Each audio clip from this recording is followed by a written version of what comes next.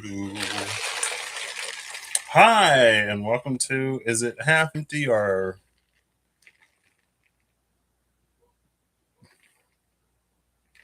Three-Fifths Empty? Wait, obviously that tells you where my brain is. It was supposed to be Is it half full or three-fifths empty? Anyway, hi, hello. Today may be an OJL. May not be. I mean, you would probably think it was at how this opened. Anyway. I had an idea of something I kind of wanted to do today, but mm, mm,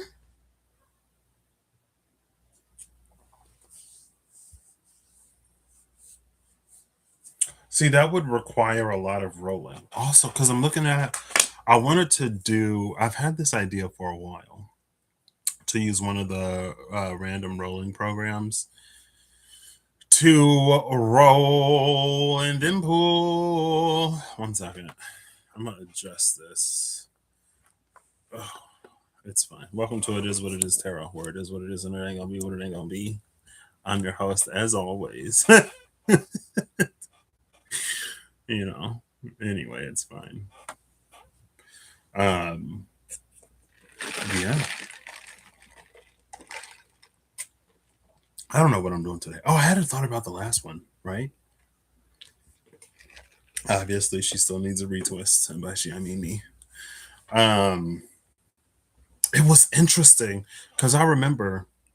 So at the end of the last, oh snap! It's a blooming rose. Hey, how you doing? Hi, what's up? Um, there was that energy that was like, for someone out there, it was like do the thing that you know to do besides what you perceive that you need to do. And it's interesting because I remember the whole metaphor of like, I think it was like farmers and fisher people, maybe. And it was like, there are people who are like farming or going out and catching fish because that's what a village needs, even though it's like they can do it, but it's not necessarily their purpose to, right? It's like it's not their desire to, and there are other things that they could be doing, but because that's the need they perceive, that's what they go out and do until there are new farmers and new fisher people who are trying to that can gather and grow sort of in their place, right? So maybe it's an almost full circle, like it's time to move beyond what, excuse me, situations have necessitated or whatever, what was necessary or needed, and it's time to get into like the thing for you. Potentially, anyway, I just thought about that whole other side of the metaphorical coin. So, see, I was gonna do this thing, and then I kind of like ran the program once, and I was like, but just because I ran it and got whatever I got outside of this container or outside of like actually doing it doesn't necessarily mean that it's not necessarily to be done. I haven't built a spread in a while. Actually, I was gonna use one. Anyway, I do have the decks. I haven't done a build with me in a minute. I don't think I'm gonna do it today. Anyway, so the idea that I was playing around with, I was gonna use one of the random rolling programs to have like one major arcana and then roll for some of the other ones to see a different side of the archetypal energy or if something different was coming forward. And it's not that what I got couldn't have been used. Also, I have this I Ching program. I kind of want to build it out, honestly. I'll run it real quick. You can't see the outputs. I could show you, but it's fine.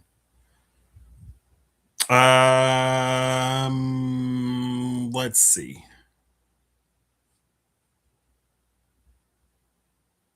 I might have to revisit this because I don't know why it takes so long to like run. Oh, this should be 2 seconds. Oh wait, never mind. It didn't run. Okay, there we go. Wait. Oh, I gotta close this window first. JK. LOL. Never mind. There we go. There we go. Now it's actually running. Sorry. That may be something else to fix. For what reason shall the lot be cast today? We'll say 967 opener. So it revealed I Ching number 28. Or is that 20? Let me get my glasses. And it ran twice, of course, because I hit it twice. I Ching number 20. I Ching number 20. Wind over earth shifting into I Ching number 37. Wind over fire.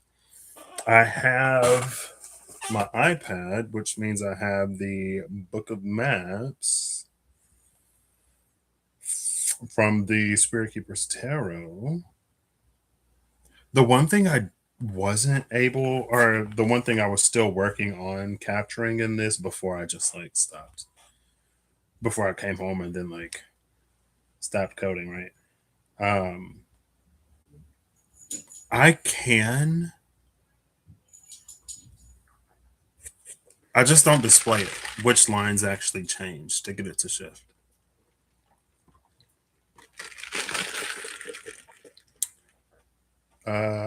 Book of Maps. There we go. For the Vitruvian edition, I'm assuming. Ooh, this thing is kind of choking me.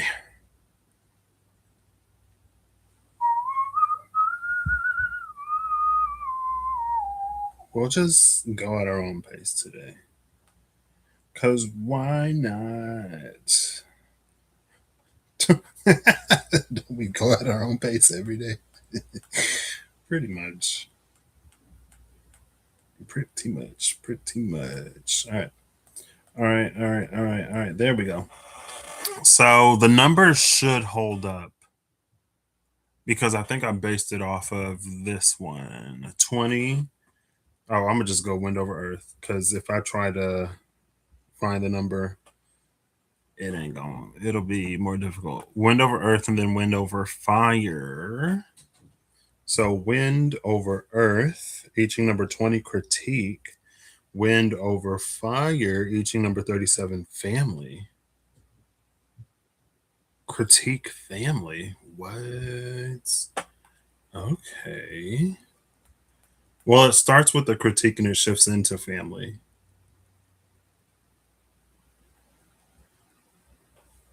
Critique reassessment, audit yourself, I Ching number 20, Guan. There is a need for contemplation, seeing but not understanding. Like a child, you see the circumstances going on around you, but you fail to grasp the ramifications. Kings past call upon the four guardians of the universe to aid them toward the correct guidance of their people. You must do the same. It is a time for quiet introspection and self reflection. Before you proceed, reevaluate the inquiry at hand and restate for yourself what your motivations are. If your true motivations do not align with the divine, adjust your motivations. Only after sincere contemplation should you return for a second divination. Interesting. And it's interesting too because of the whole from last time, the whole rather than trying to fill a perceived need or be the most benefit or whatever, it's like do what is for you to do. And I mean, it does mention like a child, right? Failing to grasp the ramifications, but it feels like beyond ramifications. It's just like we don't. Not only do we not know everything necessarily, but also it's almost like not to play into a comparison game because it's not necessarily that type of situation. But it's like in the example that there's a what we perceive of as a void or a need or an area where someone needs to step up, right? It's like if we were to step into that, it's not that it could prevent someone else from, but it's almost like it can cause complications in a way where it's like someone better, like either better suited to the role, to the position, or someone whose like interests align with that. It's like if we're sort of in the way, then it may prevent someone else who could do a better job from coming in and doing it, right? Without trying to necessarily mince words more than necessary.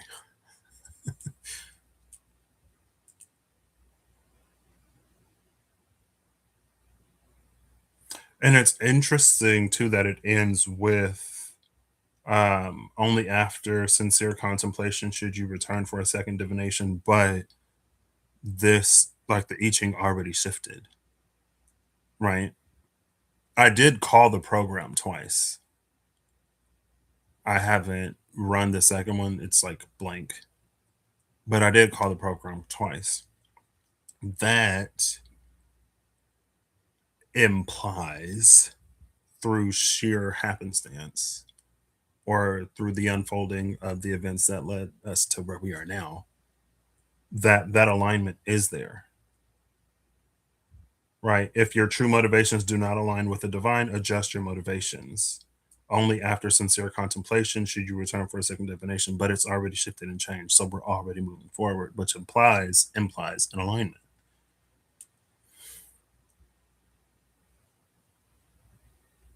And also like the seeing but not understanding part is interesting because I guess I could have done that. The whole signs thing. It was I don't think it was the last live, maybe the one before that. Excuse me, with the whole like I was somewhere and I saw a sign and it was like it was a question of it was almost like the people who are most likely to do the thing that the sign asks people to not do, would they even be able to read the sign?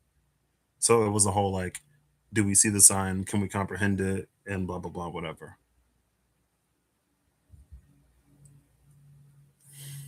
Interesting. Audit yourself. And then that shifts into teaching number 37, which is family and interdependence. Jaran.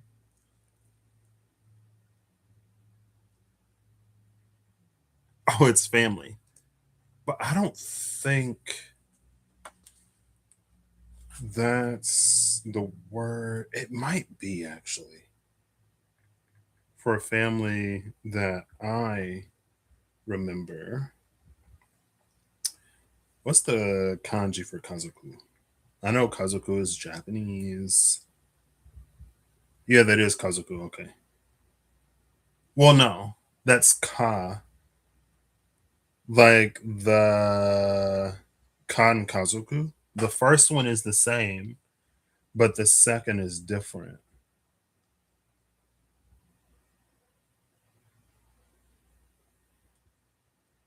It's again Japanese to Chinese, but in kazoku. So I guess I could show you so you know what I'm talking about. Wait, let me minimize this so I can actually see. So I can see what you see. So there's wind over fire. You see those two symbols, Jaran. That first symbol here in Japanese family is Kazoku. That symbol is the same, but the second one is different. Run is the, I mean, if it's Chinese, it's not necessarily kanji. It's the symbol for a person or people.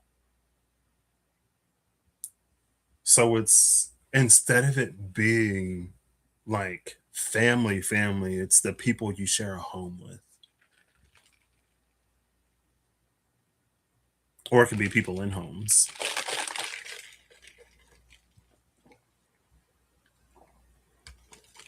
which almost has a kind of chosen family type vibe.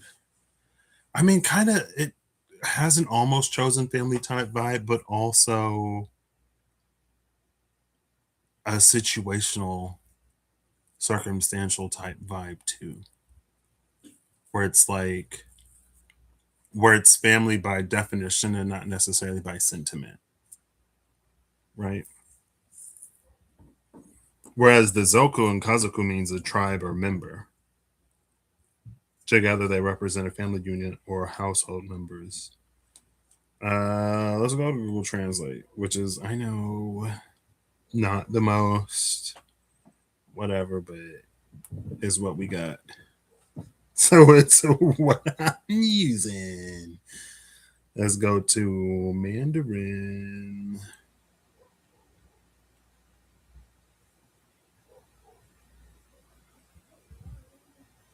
LMNOPQRS. Where's Mandarin? Is it just Chinese?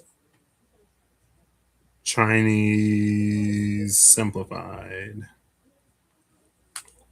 Oh, maybe I should have went traditional.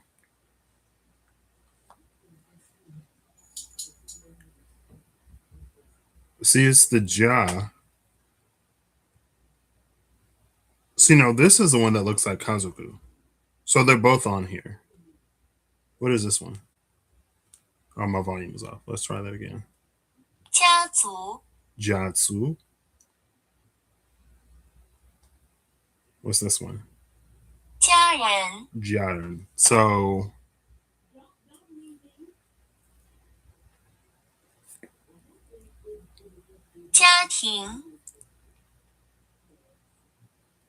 I don't remember any of these.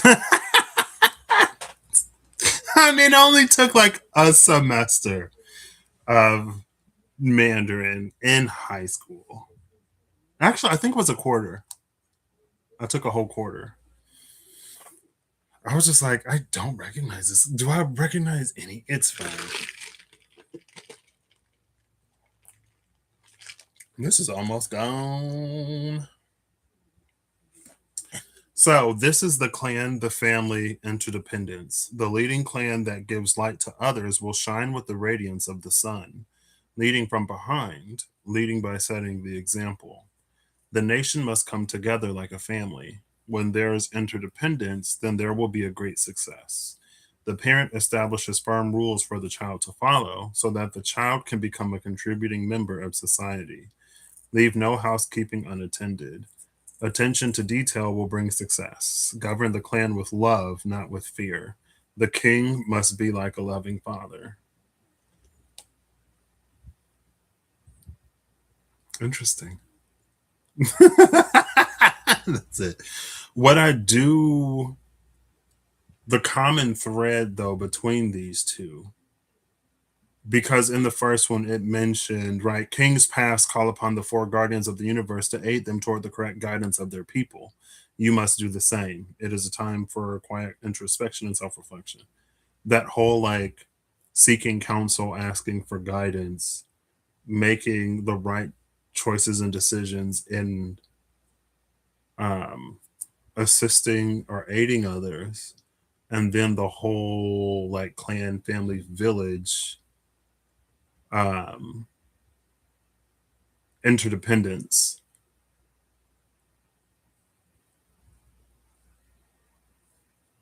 of what it shifted into is interesting.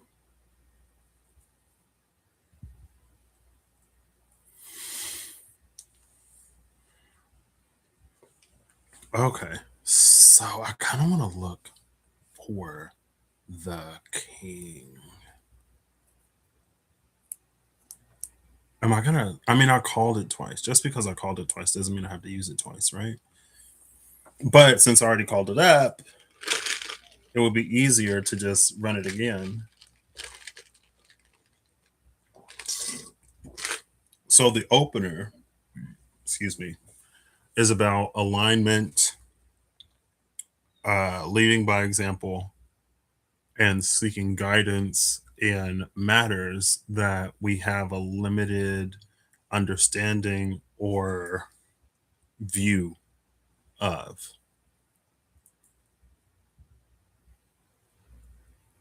And it's interesting that,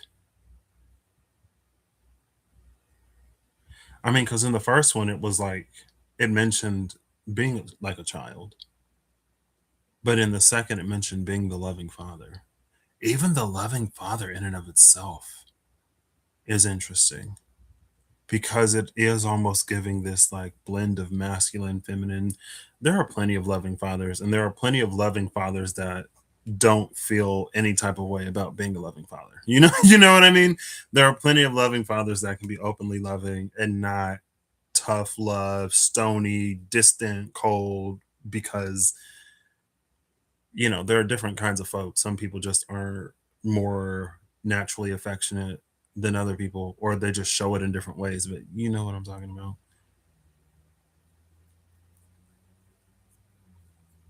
It reminds me, there was like this interview. I don't even remember what it was. It was one of those talking heads type programs. And there was some guy that was talking to his son. And he wasn't talking to his son like in the actual talking heads part. He was talking about how he talked to his son, and he called his son like honey or something like that. And I was like, or it was something that like I feel like usually when you hear it, if it is a father, it would be how they talk to their daughter. And it just kind of like caught me off guard for a second. I mean, obviously, it made enough of an impression that I don't even remember what it was about, but I remember that. And I was just like, oh, I mean, like, it isn't, it's one of those things that's only weird because of like maybe cultural, societal types of things. You know what I mean? Like, it's not, or it shouldn't be strange for a father to be loving, but it's kind of,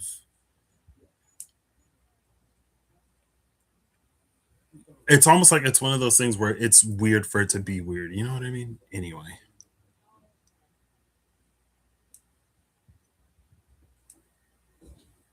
So I guess because I called it twice, I was going to use it to close.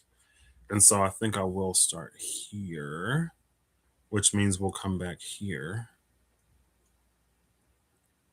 No, I'm like, do I want to do this? Since I'm already into the technology today,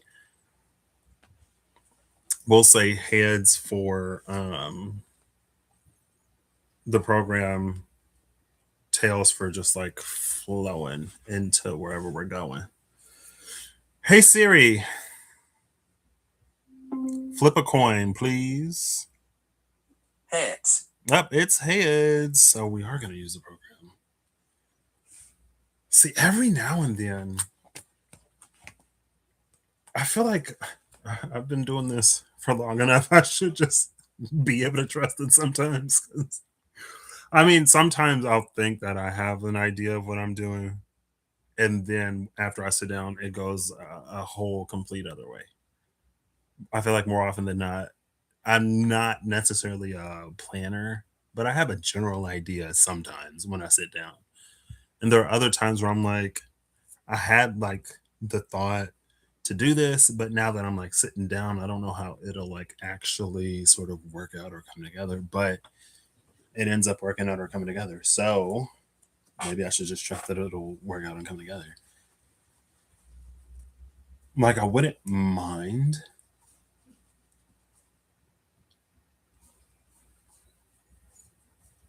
Maybe I'll do two instead of one, and I'll do it like an interplay. Because again, it's something that's like, what's a word that I want?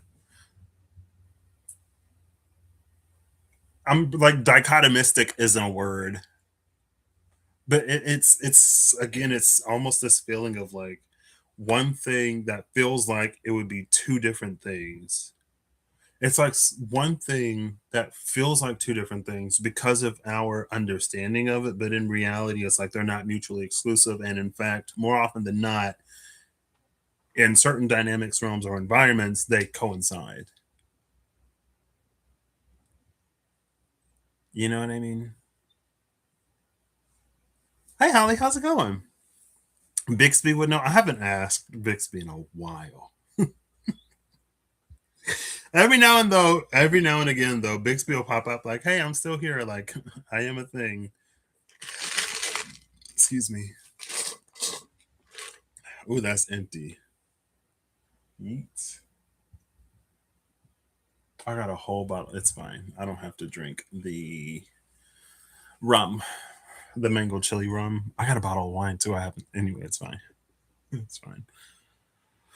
So, give me a moment to. Oh, yeah. See, hold up. I'm rocking too many cameras. Too many cameras. This one, turn off. This one is on. Let me adjust this a little bit. Cool. All right.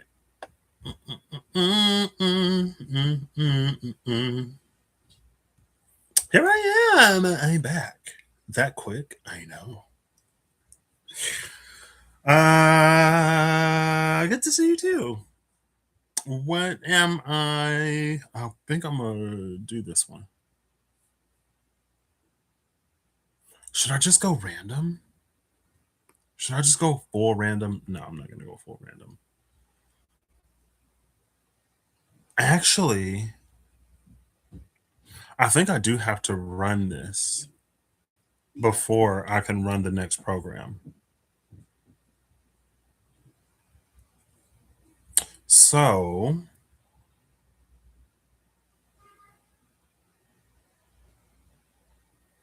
there were the four guardians, right? So we'll just do 967 because that's the number today. Also, we're back in the triple digits. Whoop, whoop, whoop. 967 guardians. Is this like the advice of the guardians? Let's do council of the guardians. Our guardians' council. Cool. Because I have to run this. So, I Ching number 57, wind over wind, double wind. Interesting. It's also in so because we had I Ching number 20, wind over earth, that shifted into I Ching number 37, wind over earth. So the wind was consistent. The bottom trigram is the one that changed, and now we have this double wind.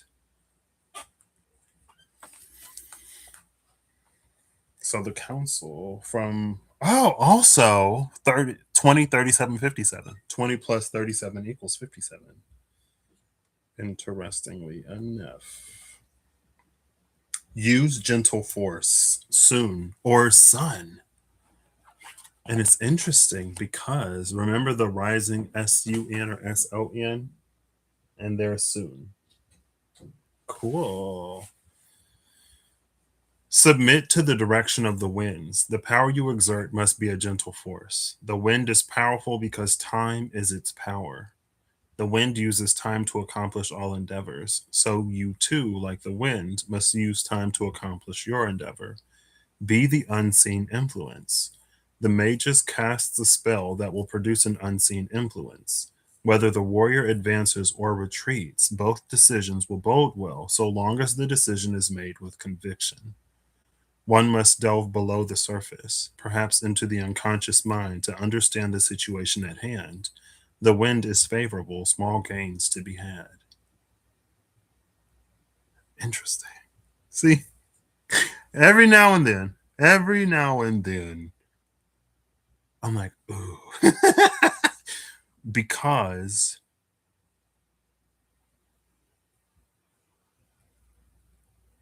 that see, be the unseen influence. The magus casts a spell that will produce an unseen influence. And last time it was what ICC 9607 9106 because it was the moon magician and the lovers.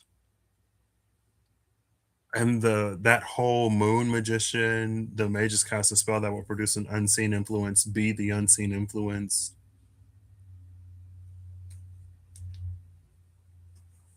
Also, again with the flowing waters of temperance, how it wasn't like what came to mind was flowing water.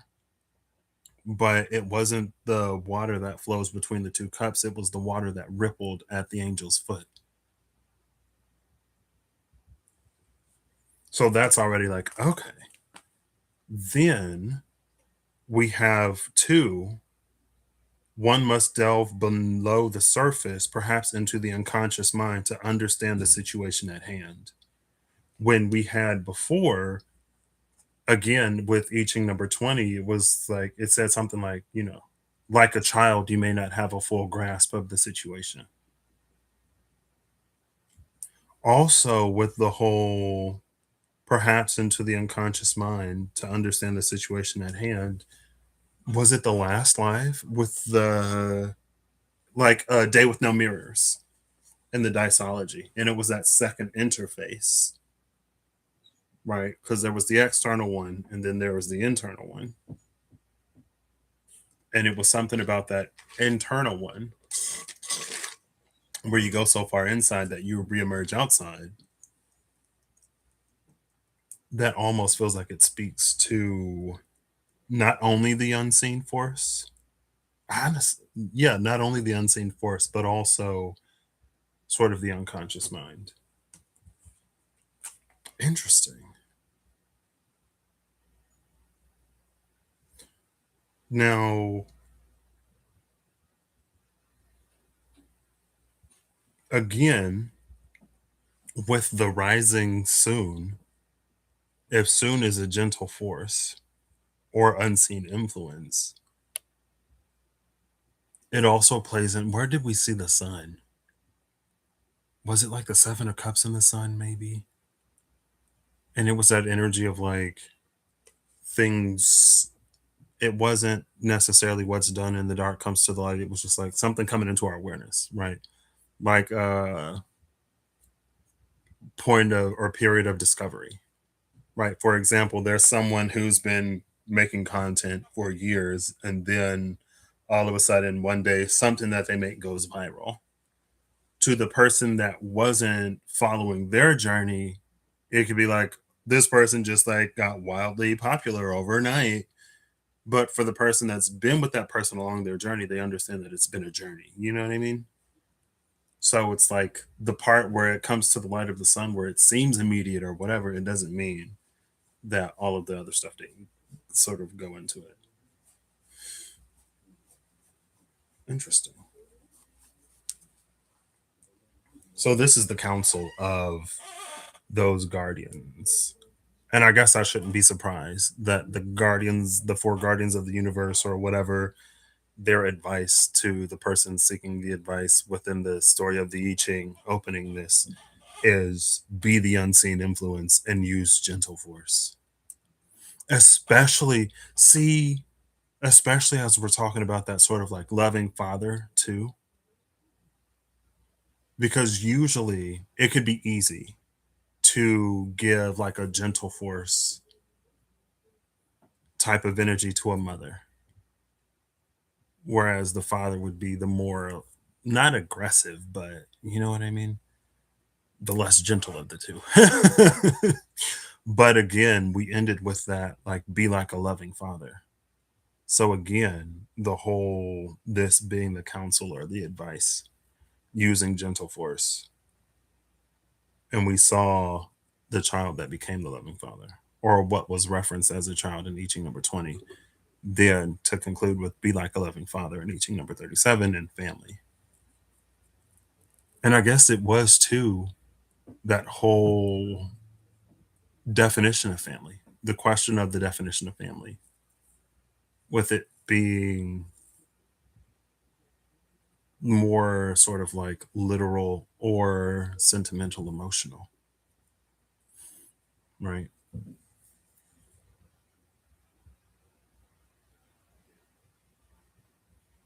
And also,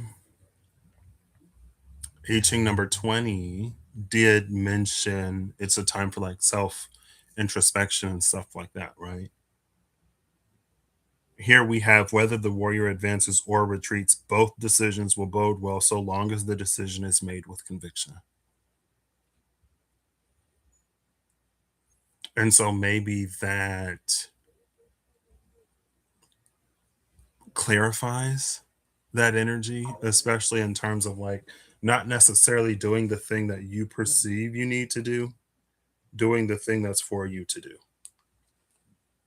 And so it's kind of like, regardless of which one you choose to do or which one you're doing, as long as your heart is in the right place and that conviction is there, like it'll be the right choice for you.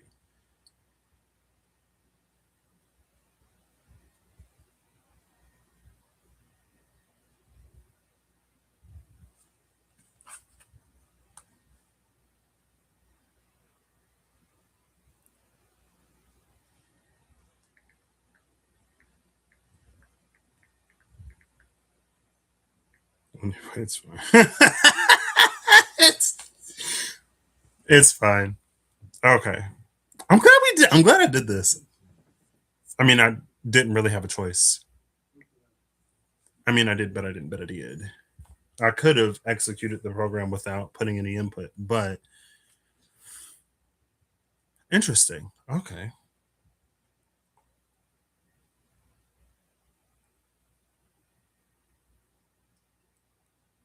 See, so now I'm like, maybe I should just go random. Like, maybe I should just go fully random. Because it was easy. Like, because if it gives one major and it's like the emperor, right? Because of the loving father, because of the whole, the king is in a position, emperor or empress, as a person that's in a position to like guide or lead others, or even the high priestess, whatever. But now with this like magus magician, I mean, but there are other inputs that can capture those factors. So maybe I should just do what I was originally going to do.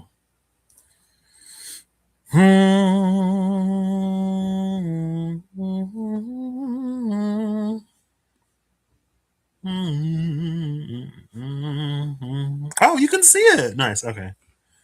So since the I Ching thing, it runs like natively in the coder, so it doesn't open up another window like an application window. So that's why it didn't show anything.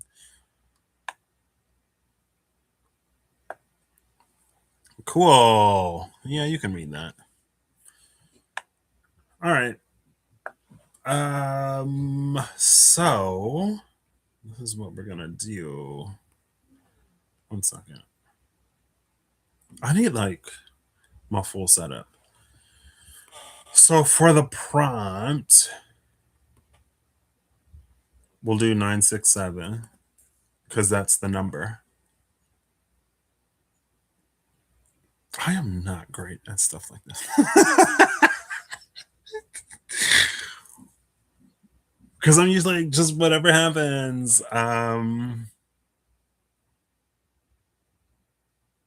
But I feel like I need to, not that I need to, I feel like, yeah, that I need to clarify this somehow.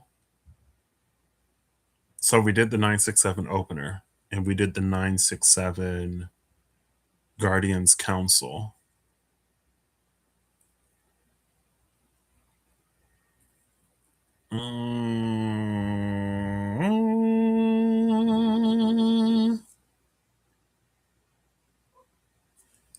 Okay, let's start here. I'm halfway tempted to do like two of them. I'll stick with the original intention. So the D100, the D12, and then the D4, and we'll do random on these other two. R is for random. I'm not going to use the D6 and the D8.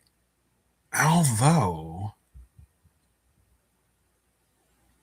I do. Every now and then I do. See, I wasn't gonna, but I think I will.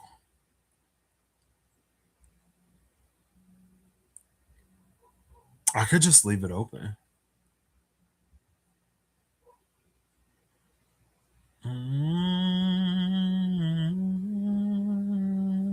I'll leave it open because I don't know which of the major arcana we're going to get yet. The Magician, Temperance, Sagittarius. Interesting that we see the Magician. And the Magician and Temperance is such an interesting combination, especially because we just got the whole be the unseen influence. The Magician that casts a spell to be an unseen influence. Temperance. Now, is it the flowing waters of Temperance? Because again, Temperance was the card that clarified the flowing waters. Or is it something else? I think we're only 5 hours. We're UTC -5 right now. So um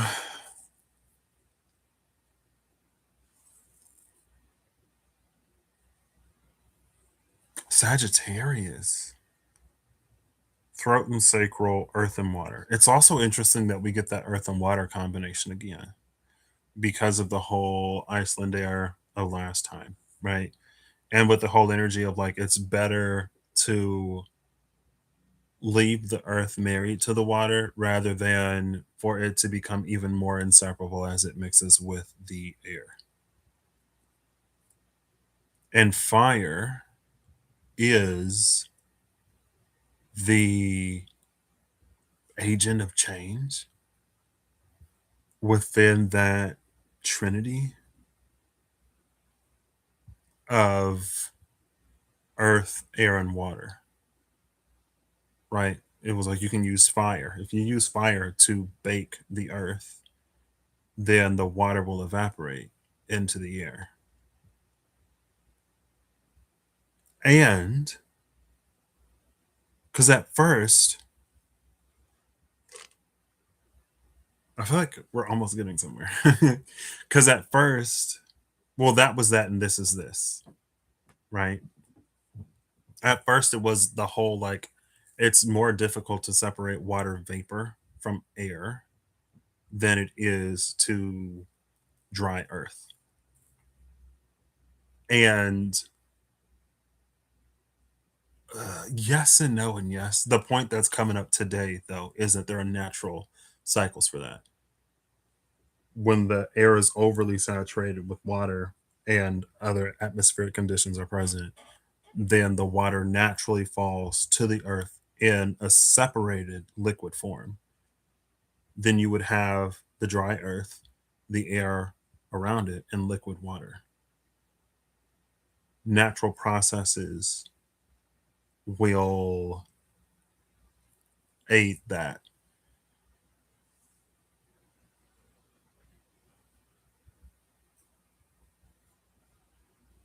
Right. Maybe Sagittarius is just like the science of it all. Sagittarius, I don't know why. Every now and then, more often than not, Sagittarius is the scientist. Or Sagittarius inspires me to grasp for and at the little bit that I've heard and try to like, you know,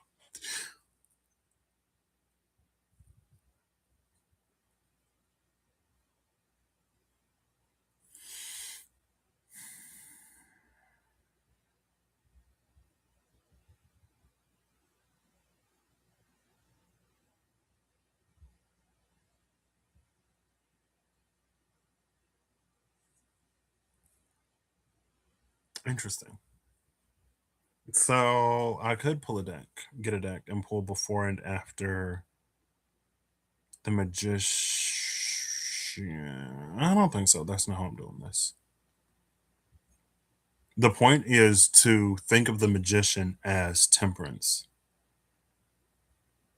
which again sort of plays into that whole the magician casts a spell to be the unseen influence. And take it as it resonates when it resonates. And if it don't resonate, don't take it. Unseen influence can be in a number of ways. It's not necessarily, at least to me, given shady backroom manipulation type whatever, right? But it's more so, especially with the earth and water, it's more so coming across as, and with the scienciness of Sagittarius, it's more so coming across of as having an understanding of natural processes and utilizing those to accomplish a certain means or whatever, using those as the means to accomplish certain tasks, right? Because, for example, you can bake earth all day long, but if the humidity is super low, then you're not necessarily going to hit that point where the air is overly saturated and it condenses into like liquid water, right?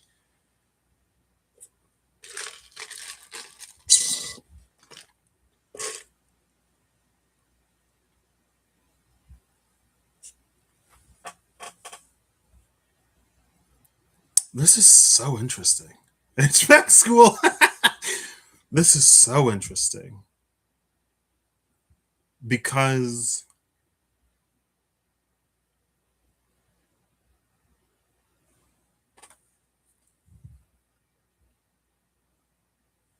I know I haven't touched on the throat and the sacral yet.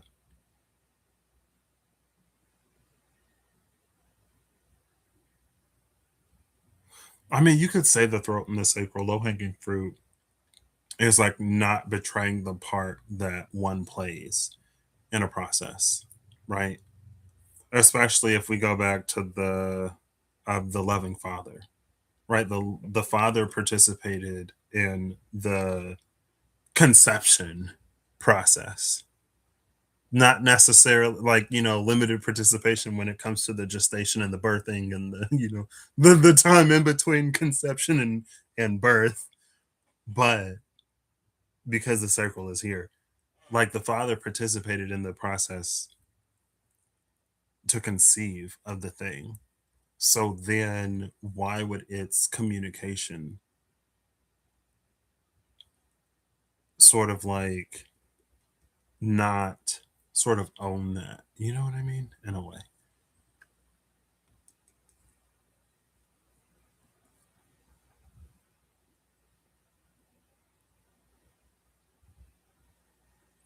There is also a whole like life and death are in the power of the tongue, speak life, affirm the things that you want, ness. But because of the sacral there and because of the order that they came out in, it is very like the things we say we also internalize type energy. Or the words that we say are vessels. Like, you know how they say words are spells and stuff like that? The words that we say are vessels that bring forth certain things.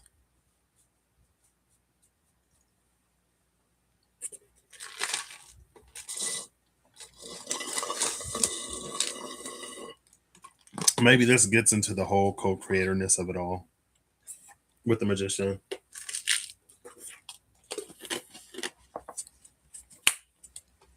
Maybe temperance and the magician, or maybe the magician as defined by temperance is a whole like you don't create, live, or exist in a vacuum. There is a balance to certain things. I don't think anything is in Sagittarius. Is Sagittarius empty?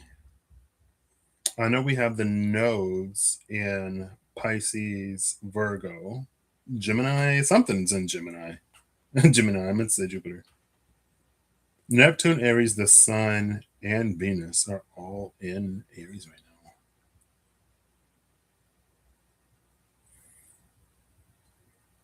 Gemini is empty. I mean, Hygeia is in Gemini, but Sagittarius has Black Moon Lilith and the part of fortune right now.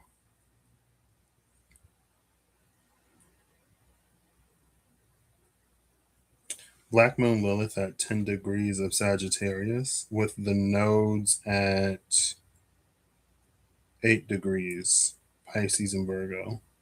Mercury now direct. Oh, Mercury went direct. When did that happen? I don't pay attention anymore, really.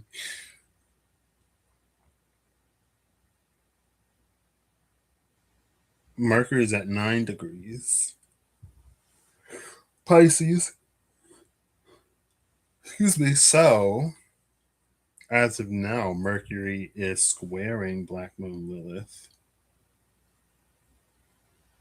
So that's what a T square, kind of, sort of, between Black Moon Lilith, the South Node, and Mercury / the North Node.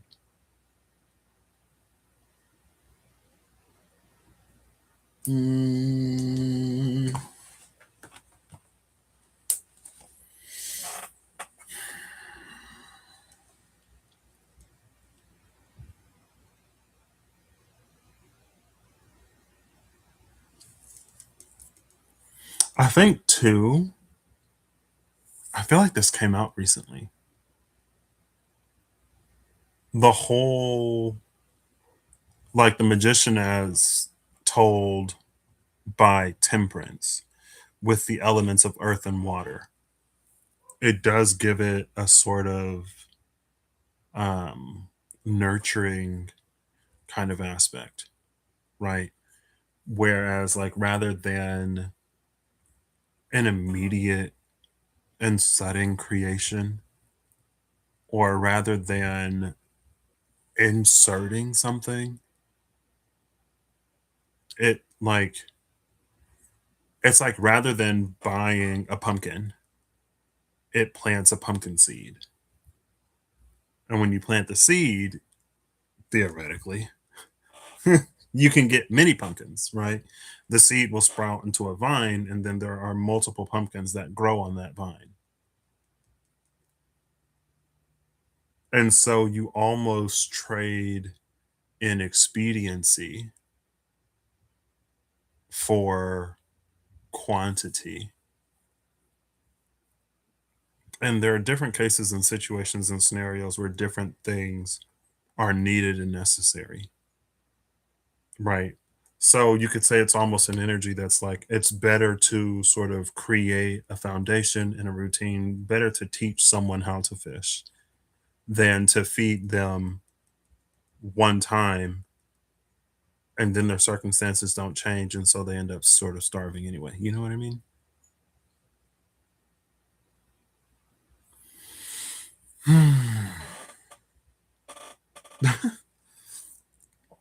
I feel like I almost want to pull a deck, but I almost wanted to go for the Mausoleum Oracle of Souls. I don't think I'm going to do it. I also kind of wanted to go for the Whispers of Lord Ganesha, but I don't know if I'm going to do that either.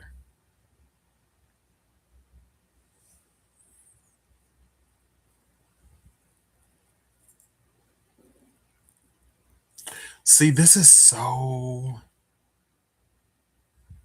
because we saw there was the metaphor of the parents at the end of, I'm pretty sure at the end of the last line, towards the end, where it was like, you know, the everything is blue in a room and there's all kinds of like sports paraphernalia to encourage the son that the parent / parents is / are anticipating and to get them to lean a certain way rather than just providing an open loving nurturing environment for them to grow into whatever it is that they grow into.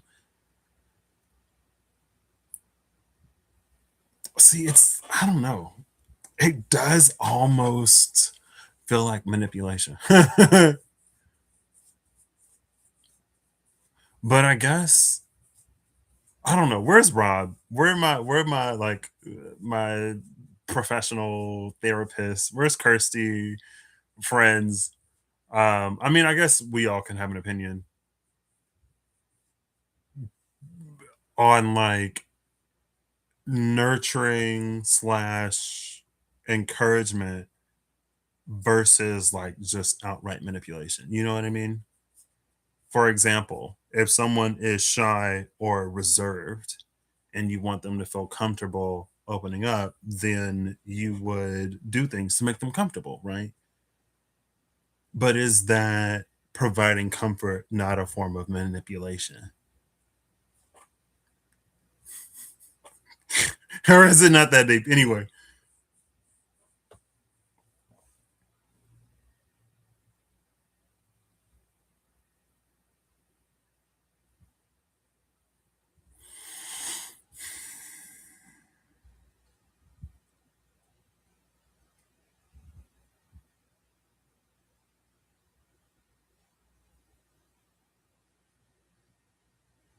I just feel like there's a lot of knowledge here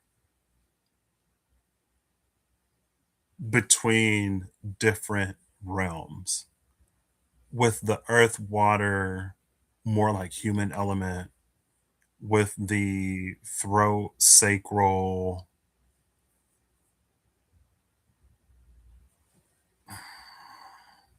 It is a spiritual element, but energetic. There we go. With the earth, sacral, energetic component.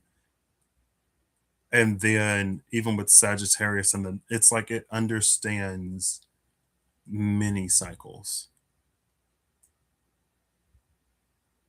So, excuse me, I'm not surprised that like we saw at the jump like a child that fails to grasp the entirety of a situation, but also going eaching into eaching number 37 of like, as long as your convictions are where they should be, the choices in and of themselves aren't as, it's not that they don't matter, because they do, but you can get like, there are multiple ways and many paths to get to a certain destination. And as long as that self introspection happened and the conviction is being followed, it's like no matter which direction you head in, you're always going to get where you're going. And maybe rather than maybe that like unseen influence, it's sort of like it takes into account, it's almost, it's very like the situation is more complex than we would even have a capability to begin to understand. And we're not expected to. What we're expected to do is to be in touch and in tune with ourselves, to be aligned to the divine, and to move with conviction. And in that way, there is nothing more that we need to know. Things, it's almost like there's like the eye of a storm. It's almost like being the eye of a storm. Like there are things moving and happening and like whirling around, but as long as you are in touch and in tune with yourself, aligned with the divine, and you move with conviction, then it's like there's a certain like bubble of order that moves through the chaos as you do type energy. But that's also why there's this like temperate force, this unseen, gentle force that doesn't control or whatever. Because to exert a certain amount of control, excuse me, to exert a certain amount of control is to interfere or interrupt those forces, right? In some way, shape, or form. So I feel like we got there by the end of it. Where did we get exactly? I still kind of want to pull some cards. I'm gonna go for it. You're gonna go for what, Patrick? What are you gonna go for? I'm gonna go for the Whispers of Lord Ganesha. Oh, I might use these two. Maybe not. maybe not.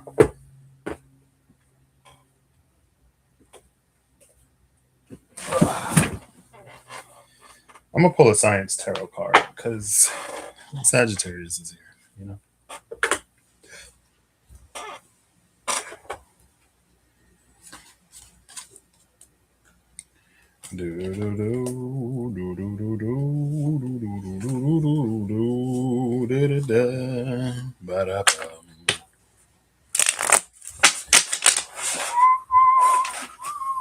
What is this?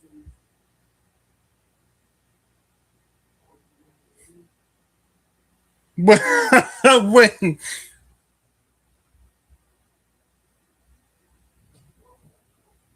So I'm shuffling the Science Tarot card, right? The devil came out at the cut. I see a family, and I'm like, oh, a family. But it's the devil card. And in the Science Tarot, of course, it would be unquestioning, right? Just accepting. And it came out at the cut with judgment or natural selection.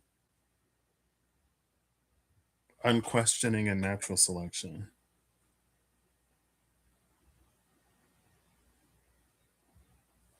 Okay.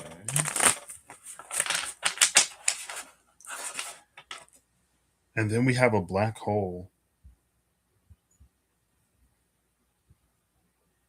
with that devil card.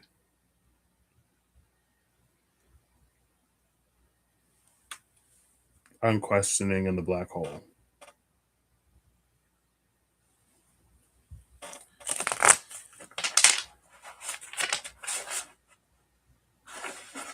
Maybe that's an interesting symbiosis. That's an interesting that's an interesting point to kind of sort of make. And maybe it talks to the precariousness question mark of this space. Because it's not to be, it's almost like although in some ways we are to be aware of our lack of awareness or understanding, or we're to know how little we grasp of a situation. And although it's like the advice is to do what you can and not get caught up in the things that you can't, it is not to be unquestioning, and it's not to be unknowing either.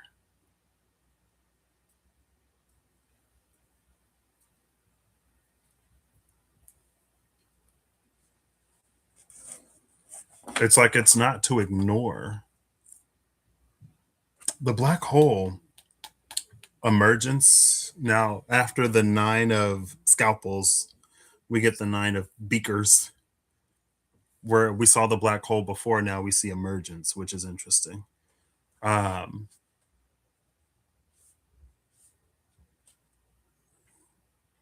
It's like it's not to choose ignorance. I feel like there was somewhere I was going to go with that, but it's fine.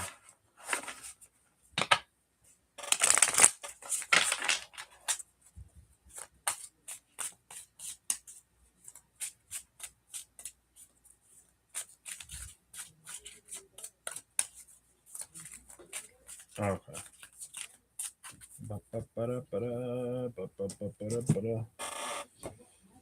I guess we're gonna use the Santa Muerte, the La Santa Muerte, Lenormand, because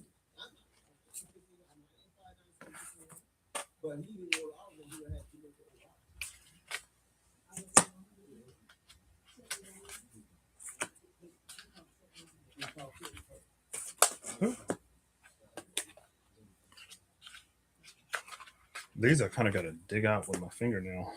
So I'm glad I like bunched up this piece of paper in the bottom to make it easier to pull them out. But Oh, the Whispers of Logan. Okay. I was like, why did I pull these out? Like, I'm shuffling these, but I know these aren't the decks I was going for.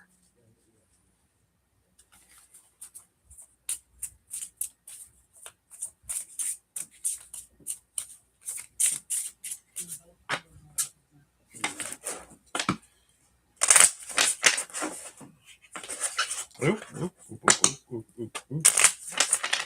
Cool. 1, 2, 3. I almost want to do these first and then get the Whispers of Lorcan just separate. I almost feel like these are going to be like distinct. Pretty sure distinct is the word I'm looking for.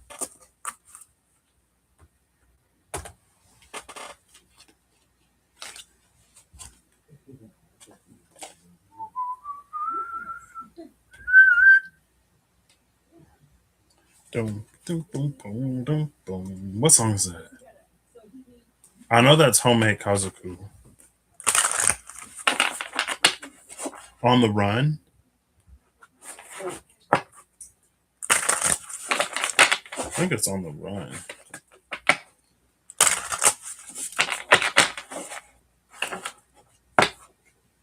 Blessings and relaxation, girl. Please. And thank you. There we go.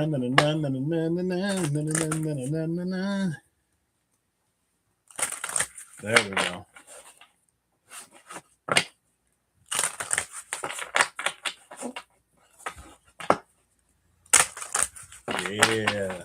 This was some smooth shuffles. All right. How am I going to do this? This is what we'll do. I'm going to give this 3 and then 2. I'm going to pull the top 3 cards. And then I'm going to pull off the top of the Whispers of Lorganisha, and I'm going to pull off the top of the Science Tarot. And then the middle card will be the fulcrum between the two, sort of linking these two energies. That's more than I said I would shuffle, but it feels, the conviction is there.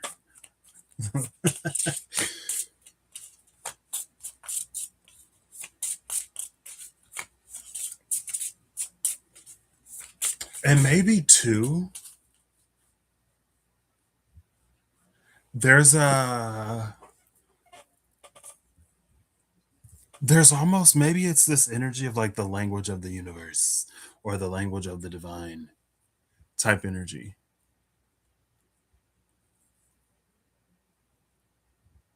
Or it's what is being looked at and or considered right now. You could almost say like things are so up in the air, wild and chaotic right now that it can be difficult for many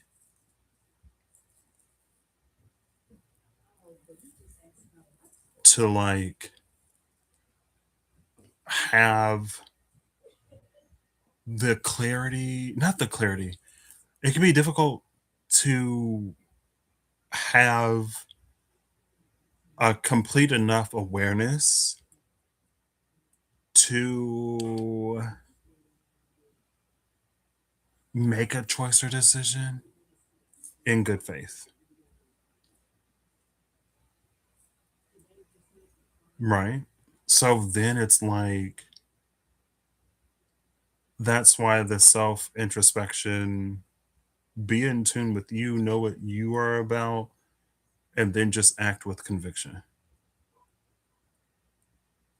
Because actions can be sort of misconstrued and words can be taken out of context, or almost like a Knight of Swords type energy, where it's like we know, like we believe what we believe because of the information that we sort of like know. But maybe it's a time where conviction speaks louder. or where conviction and the truth of what we really think, feel, whatever is sort of like coming to the surface. Now, not surprised with the whole Mercury just finishing its retrograde in Pisces, North Node Pisces, all this Pisces into Aries, the astrology, whatever, whatever, the real whatever, right? But it's almost like because things are on the surface so chaotic, it's not a regression in communication, but it's like it's a maybe temporary return to like I feel like this thing is like slowly just choking me. I feel like it just like slides back and then I'm like anyway. Um it's like it because it's easier, simpler, the language of the times is conviction. Excuse me. Oh, it's 4:44. What? Oh crap. You see that? 44445. Oh, I think I need to cancel my Lavara. Oh, I think. Oh man. Oh, it's fine. It's like 5 pounds. Anyway, that's like almost the vibe.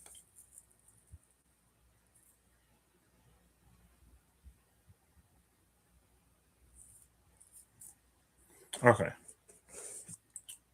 So we have El Sol. This feels like two cards, which is the sun and the empty grave. Oh, it's almost Easter. Happy almost Easter. It's almost Resurrection Sunday. There you go.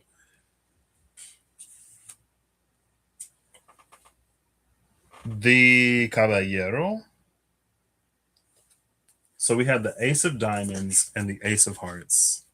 Again, with that earth and water energy, not surprised. And then we have the book, El Libro, which is the Ten of Diamonds.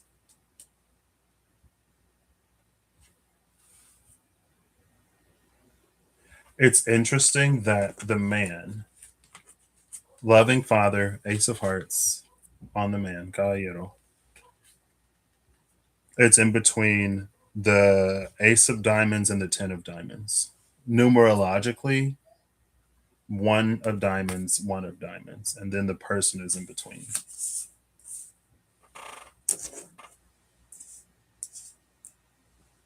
El Sol is with Benzine Dream, the High Priestess. See, and I love because people sleep at night, right? But it's like it's the sun. You see that?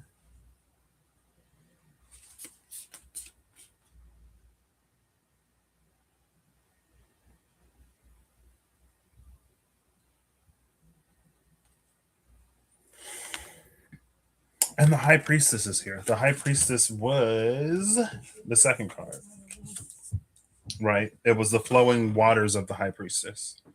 No, it was the moon of the High Priestess, the flowing waters of Temperance. On the book, we have relaxation number 49.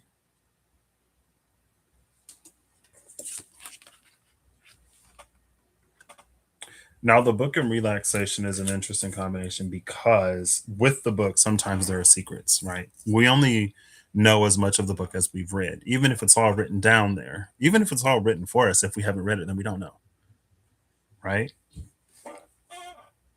But again, with relaxation, it's almost this like, don't worry about the things that you don't know or aren't aware of or that you don't specialize in because no one's asking you to be everything.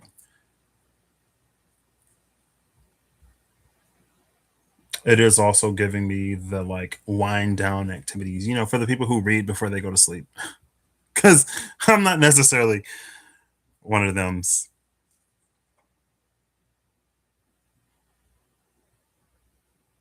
It is interesting though, because this could also be a time of communication. We have the person that's asleep and this divine entity that's also reclined in the nighttime with relaxation, the book that you read before you go to bed.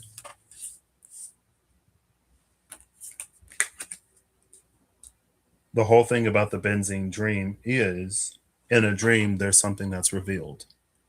It's almost like clearer communication because of the liberated mind,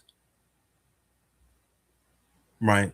In dreams, we aren't bound to and by reality in the same ways that we are in the waking world. In dreams, we're able to suspend disbelief and logic and how things must be. You know, when we wake up, maybe you go, oh, that was really weird, right? It's almost very Inception, right? When dude is telling Ariadne question mark. I'm pretty sure her name was Ariadne in the movie because Ariadne in Greek mythology gave Theseus the ball of yarn so that he could slay the Minotaur in the labyrinth and then find his way out, right? Question mark, question mark. Anyway, and he was like, do you even know how you got here or how we got here? And it's like, could you just wake up where you wake up in a dream? In dreams, like they just sort of start where they start. And there's not always the question of like, how did I get here? Sometimes I feel like more often than not, if you start asking questions of how did I get here in a dream, that's when you'll probably, maybe it's more likely, I'm sure, that you go like lucid. And you'd be like, oh, I'm dreaming. Because last thing I know, I laid down to go to sleep. And also, like, last thing I know, apples weren't whatever. I must be dreaming.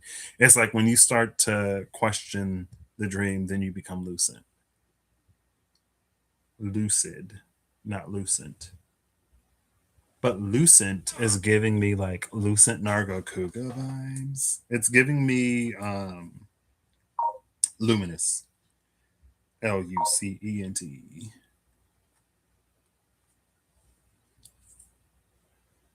Lucent is an adjective meaning glowing with light, luminous or clear. Love it. So yeah, the reason why I sort of got caught up on that a little bit is because of the buffalo calf of however many lives ago.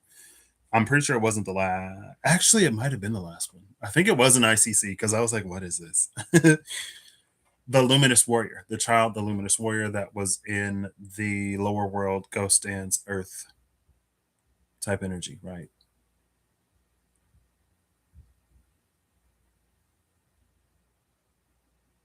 Anyway,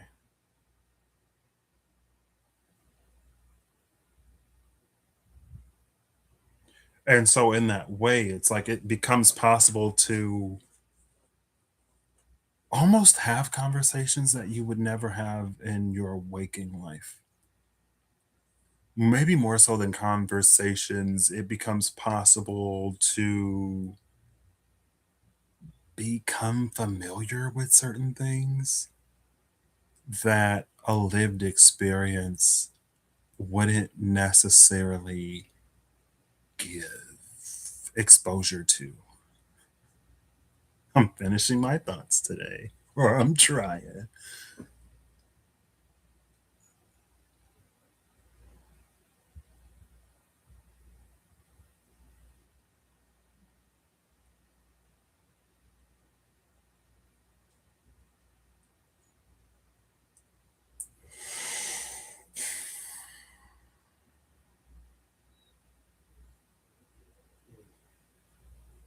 Y'all hear Chino? He's been whining a lot lately.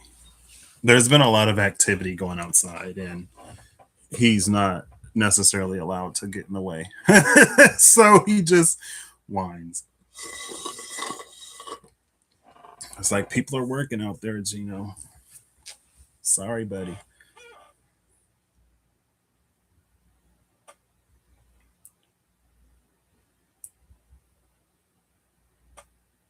What I love about the sun in the book, see, and because this is the Ace of Diamonds and the Ten of Diamonds, it is giving that whole, um, I want to say reality,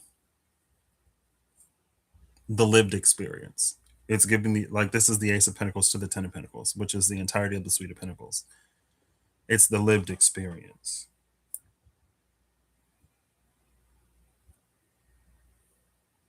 And with the sun in the book, again, you even see like this is the sun up here.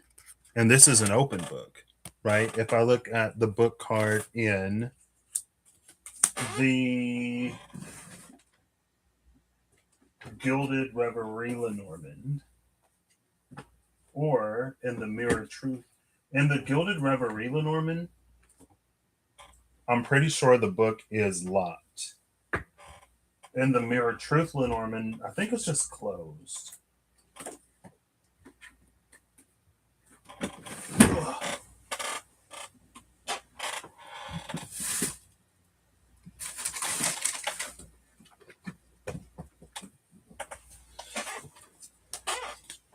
So now we're looking for books.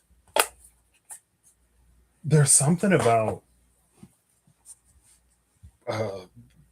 clarity and communication.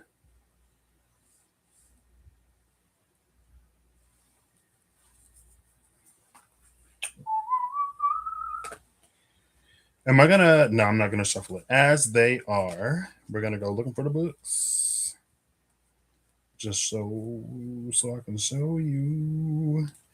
So here, the sun is with the letter, right? Again, here the whole book is being illuminated, nothing withheld. Here, you get like a page in the book, or a summary or a synopsis, Clip Notes version. Here, the book is locked. It's in between the dice and the bouquet. Bouquet. The book is closed and locked. Again, we saw the sun with a single page. In the Mirror Truth Lenormand, it might be open in this one, but I feel like it's closed. I mean, we'll see in a second. I think the ship was at the bottom. Yeah, interestingly enough, the ship is at the bottom of both of these. Because I'm just like going from the bottom, right? I was like, I think the ship was at the bottom of the last one.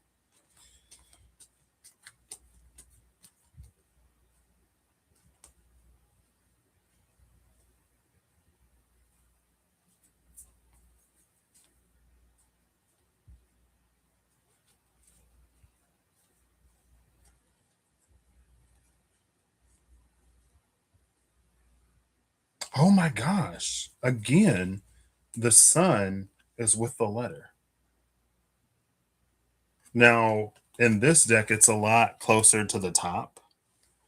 But not only was the ship at the bottom of both, but the sun is with the letter in both. The book had to be like one of the final cards because I am not seeing it. Yeah. Oh, so the book is open. It was one of the two final cards. It's open next to the fish. I mean, that's a whole stack of books, honestly.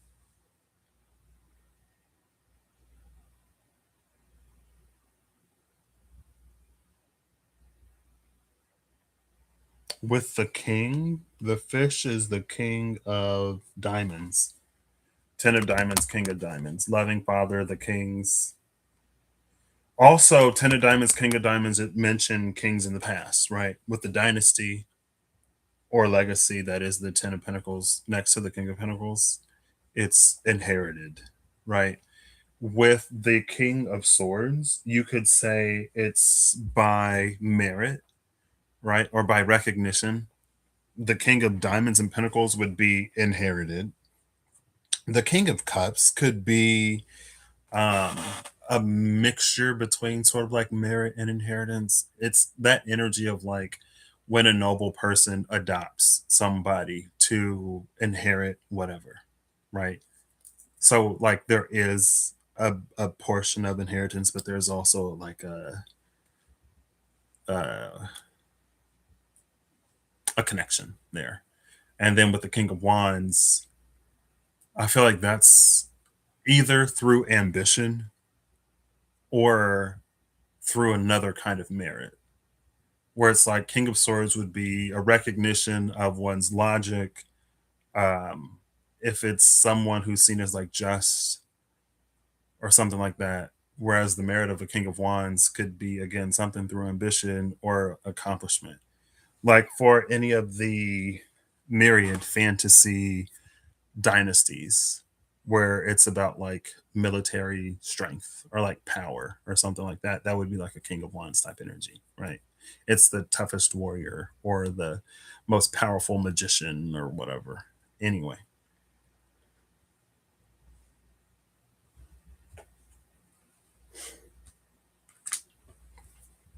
so we actually do have two open books.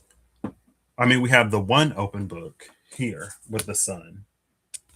We have the stack of open books, or the book on the top of the stack is open. We have the stack of books with the fish, and then we have the bouquet with the dice on this closed and locked book. Taking chances, right? The thing that's interesting about the fish, though, is like it's buried at the bottom of the ocean, right? Can we see the ocean floor? I mean, it's giving vibes of the ocean floor. Oops. And now it's on the ground. So yeah, it's the ocean floor. Like these books are open, but it's on the ocean floor. That's like deep in the realm of Pisces, which again, we have dreams here. Dreams, very much so the realm of Pisces.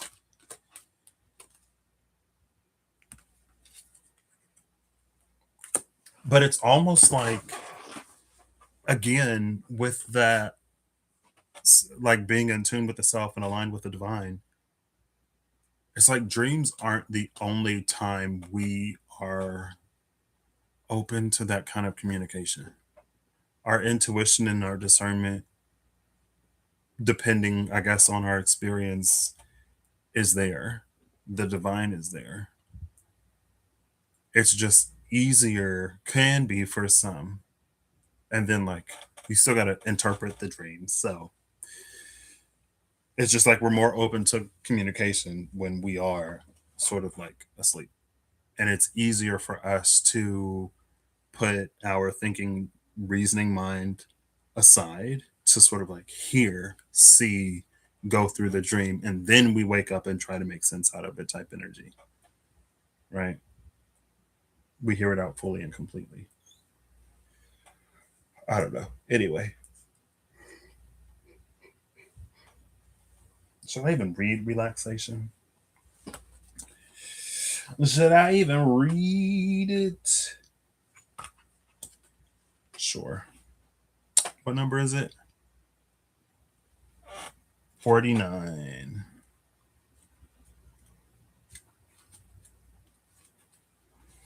Relaxation is important for your health, mood, relationships, and overall well being.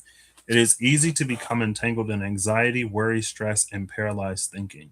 Your day to day life may be filled with a multitude of stresses that affect your thoughts and cause you to feel disconnected with the truth of your being. Okay.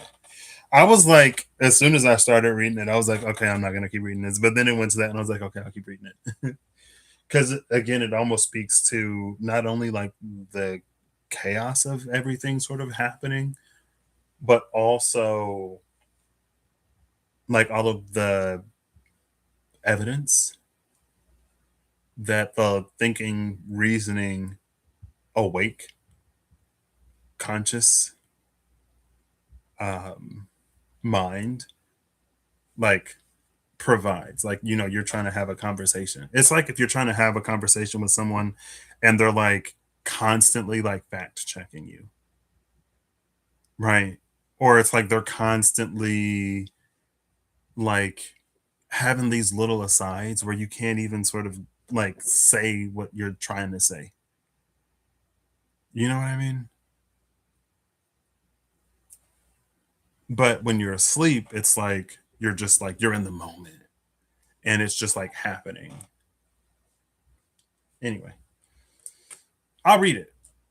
I'll read it. I'll start from the top. It is easy to become entangled in anxiety, worry, stress, and paralyzed thinking.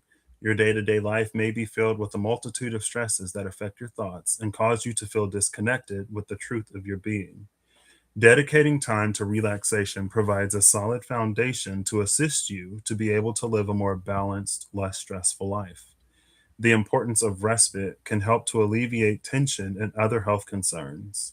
Indulge in a spiritual bath, adding essential oils and sea salt to the water, lighting candles, burning some incense, and if possible, utilizing clear quartz and rose quartz crystals to intensify the healing nature of the experience.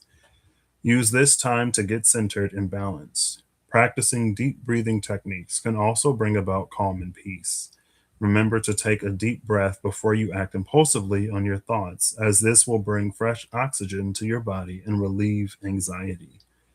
Affirmations are another great tool to help you relax and grow in body, mind, and spirit. As you repeat positive, life affirming statements about yourself, you'll notice powerful manifestations of your affirmations in your life. Ask Ganesha for guidance on your spiritual course towards expansion and illumination, and trust that you can now relax and enjoy the journey. So, we got that illumination, right? Guidance on your spiritual course towards expansion and illumination, the illumination of lucent instead of like lucid dreaming, right? Also, we had that whole in that period of relaxation and connecting to your deeper truth that speaks to the self introspection of I Ching number 20.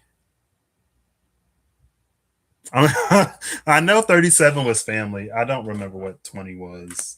I'm trying to think. Critique. It was critique. Okay. And then we have the benzene dream of the high priestess in the science tarot.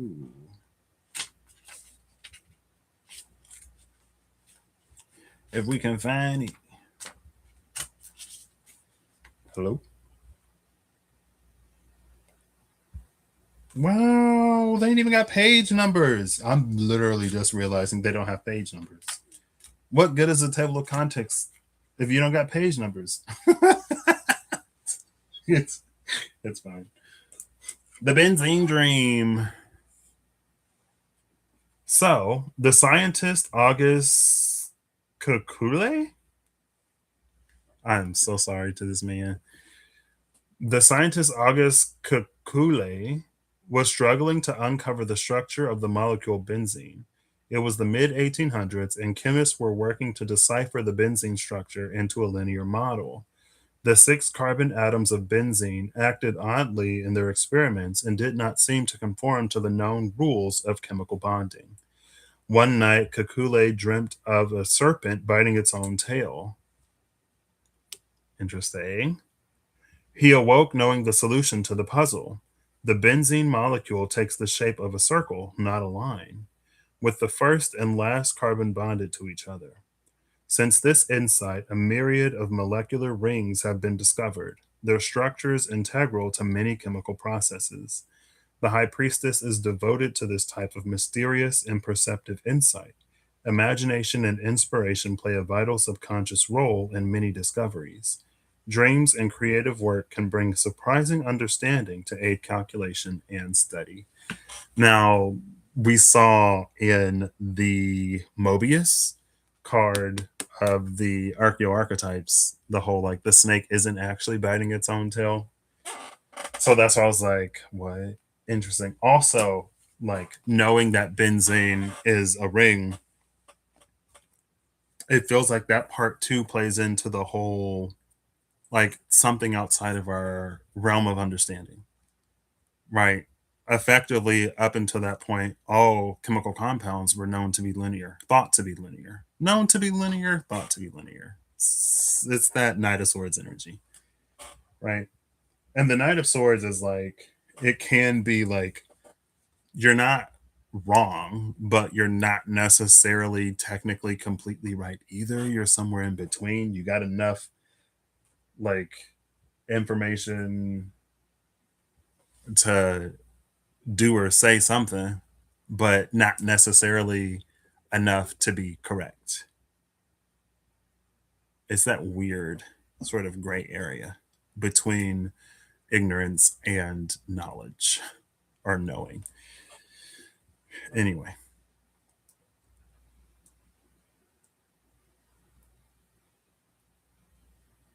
again, it's just sort of like in that one discovery,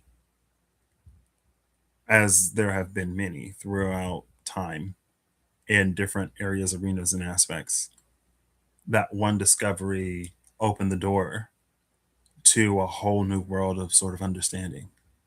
Right now, we know that you can get chemical compounds that aren't linear. You can get rings, right? Doesn't caffeine have a ring in it? I feel like I see the molecular formula for caffeine all over the place, and it's always one of those like those who know types of things. I think it's like a five. Not like a ring, but it has like that five. I don't even know if it's a five carbon. I feel like it's a four carbon, one nitrogen, maybe. Little pentagon thing. Caffeine molecular structure. Oh, so it is five. Also, there are nitrogen compounds or nitrogen atoms, but it's not the picture I had in my mind. There's caffeine. See, because of benzene, we know that, hey, you know, it doesn't have to be a line. It's not linear. And again, in the dream, it was easier to communicate the idea of non-linearity.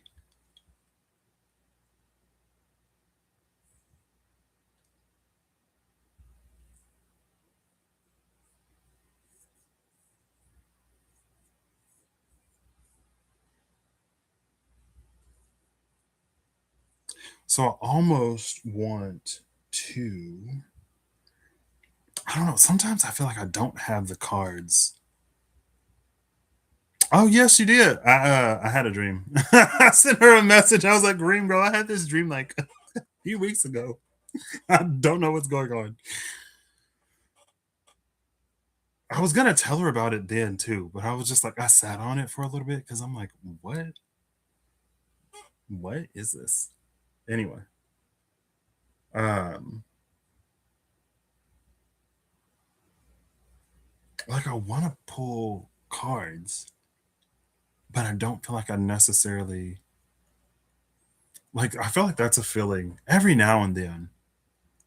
It's like feeling like you know the question that you want to ask, but not necessarily knowing which forum will produce the answer or which medium. Now, technically, in spirit of the reading, it could be any of them or it could be none of them, right? Maybe I'll just leave it.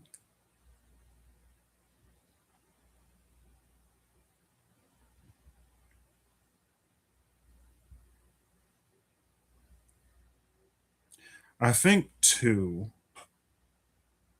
with the book that someone read, there is another part of this that's a kind of understanding about how difficult it may be to fully relax. to be still and or quiet enough for the intuition to speak loud enough for us to hear, or for that communication with them. Really, Chino?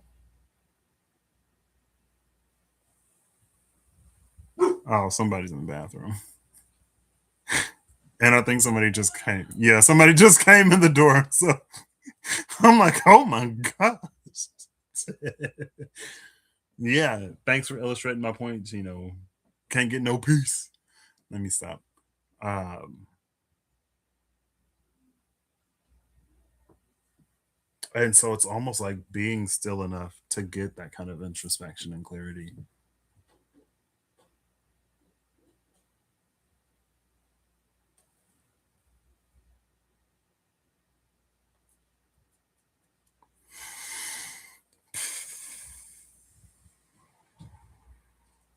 Something about the gentle force is, see, and it's fun because like it wasn't almost, it's like it's not a regression.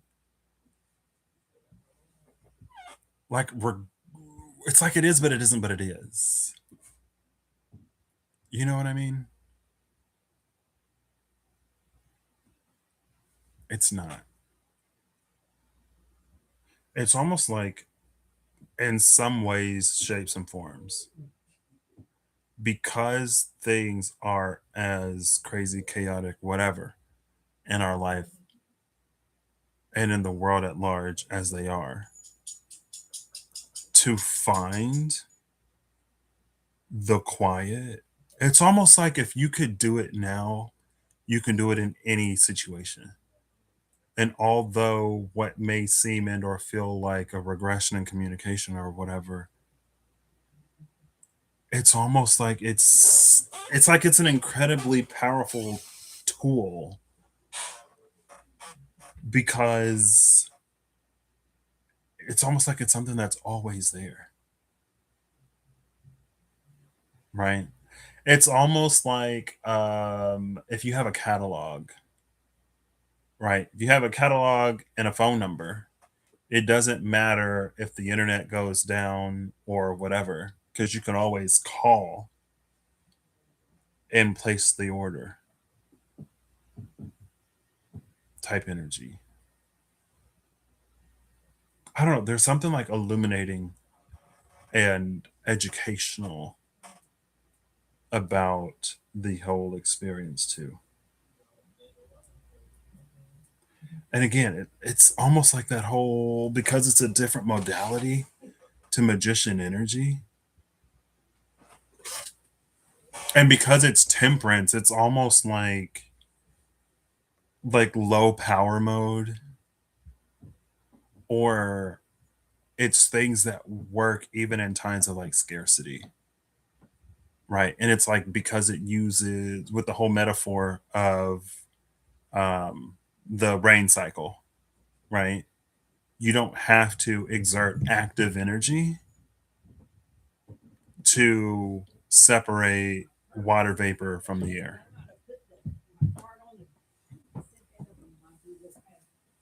right? Like, I'm listening to this audiobook series, or if, for example, it's like in the audiobook series, there are regions of high magical density and regions of low magical density. And of course, where magic is scarce, there are certain things that don't work. And so it's almost like, since it taps into natural forces, it's always going to work. Type energy. Because this is leading to an internal resource, it's like it's always going to work. And again, you could extrapolate that to the whole, like, when you validate yourself, there's nothing that anybody can sell to you to sort of like interfere with that self validation process. So it's almost like it doesn't matter how crazy expensive something gets, or it doesn't matter how ridiculously low sourced or how low the supply is, because like you're never going to be in a space of needing it, because it comes from within. It's internal. That's also why there's a certain luminous quality to this energy.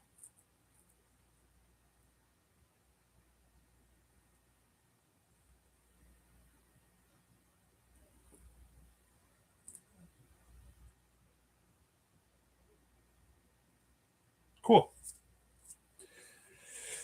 All right. I think we'll just get final cards. Excuse me, it's been 2 hours almost. And I still ain't get my shot. Should I take a shot? I don't know why today just feels like the day. Yeah, I am. Give me one moment. I almost got to use the restroom too. Yeah, so give me one moment. I'm going to use the restroom.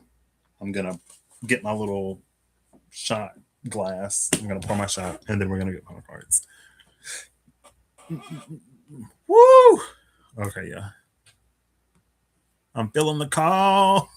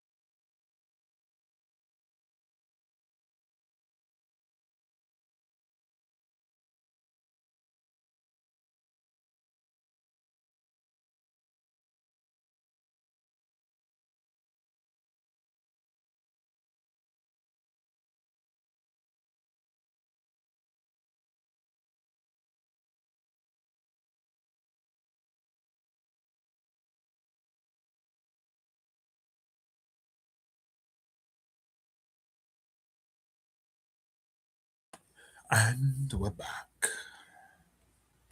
Try to give a gentle. Like, do I even need this anymore? Sure, why not? Okay. Yeah.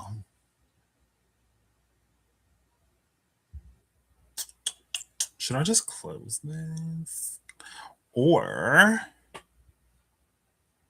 we're gonna turn this off, turn this off, turn this off, and we're just gonna run with these. I think this should. Wait, let's see. It did not. There we go. Let me clear them. Let me clear them. Let me clear them. Let me clear them. R for random. 967 final roll. And generate. Boom. 6 of zones, teacher of zones, 2 of realms, Capricorn. Interesting. And like, I love the fact that there's no major here because it does give that energy or that vibe that's like, again, on one hand, it feels like a regression, but it's not a regression. It's a return to something more fundamental and something more like basic. Honestly, something more intrinsic. She's giving, we're still in the realm of Sagittarius. She's giving, I know there are intrinsic properties. Are they colligative properties? Question mark. It's been a long time since high school. Are they colligative properties? Colligative properties versus what was the other one?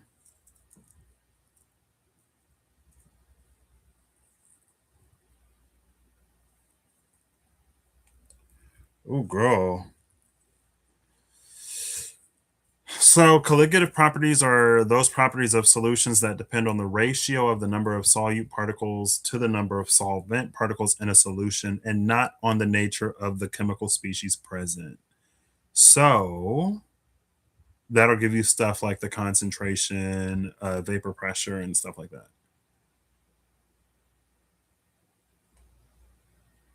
Right. Vapor pressure lowering, boiling point elevation, freezing point depression, osmotic pressure, and stuff like that. Vapor pressure, boiling point, elevation, freezing point, depression, osmotic pressure. I feel like I feel like boiling point elevation. Maybe not. It feels like it comes up a lot, but maybe not. That's not what I was looking for, though. They're like intrinsic, because like weight is one of them. And I forget, like, there are properties that are inherent to the chemical or the thing itself. And then there are properties that are related to like the amount, the quantity. Quantitative? I don't think it's quantitative versus qualitative. Quantitative properties. Maybe. Measurable numerical characteristics of matter.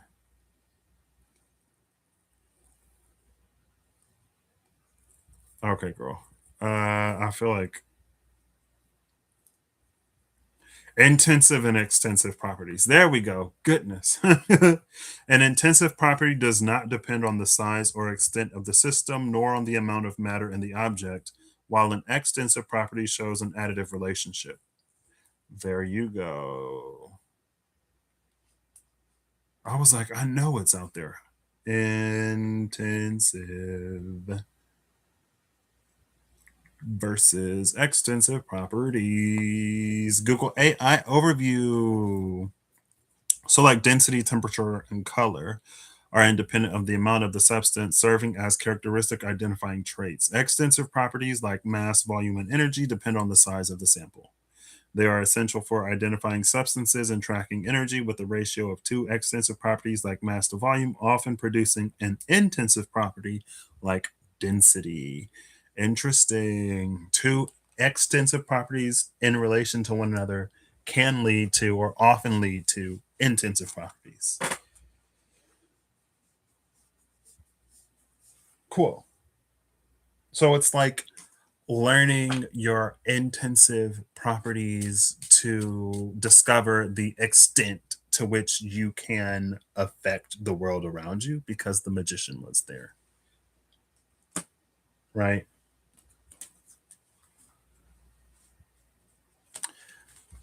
Six of zones, teacher of zones, two of realms, and Capricorn. Capricorn is giving that cardinal earth.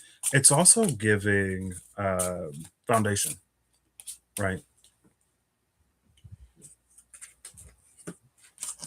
It's giving foundations also between the earth. This is interesting. So zones are swords, realms are earth. And how I think of it is zones are like the architectural blueprints, the permits, all of the legal stuff that you got to do to build something. And then the realms is like the actual construction and living in of the building, right? It is your landscape architect, your internal design, your construction crew, your all that. So it's like it's almost like there's an understanding of what can be done,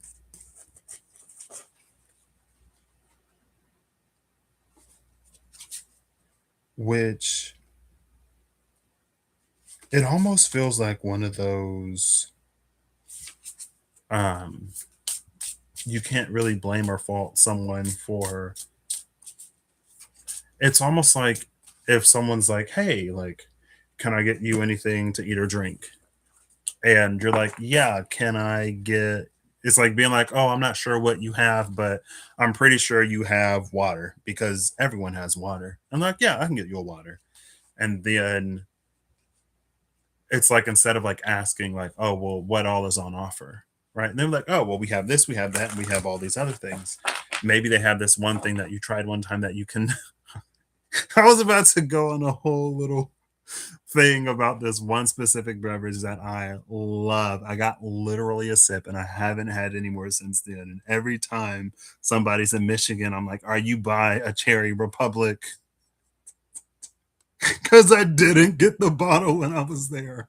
And for 5 years now, I've been wanting a bottle of the cherry ice wine.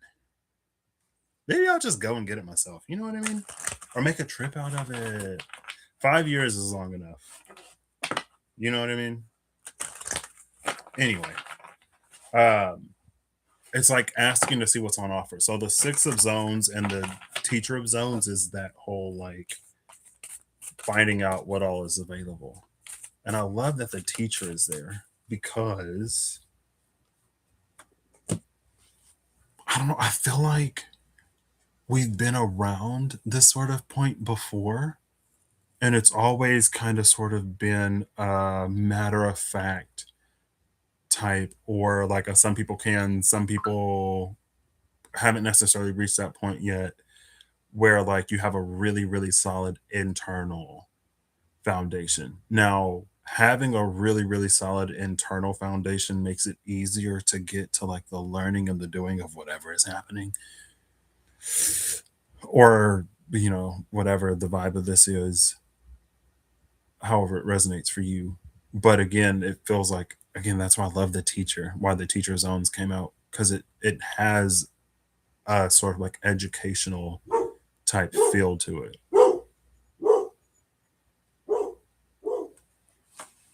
There he goes again. Cool. And then again with the two of realms and Capricorn, the two of realms is like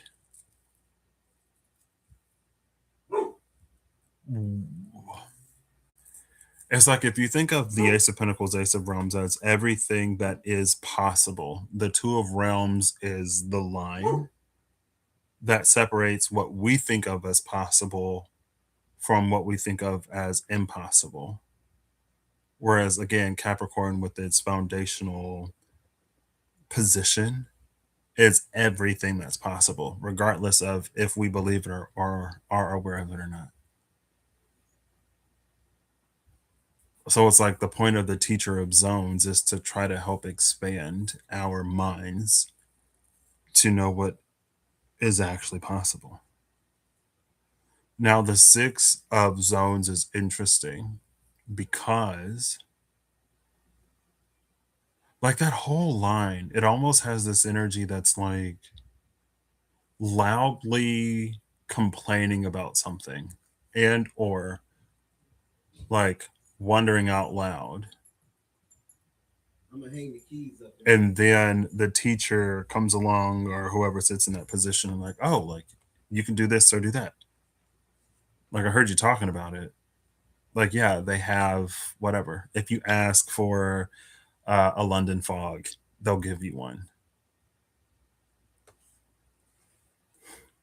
And you're like, what? And they're like, yeah, bro.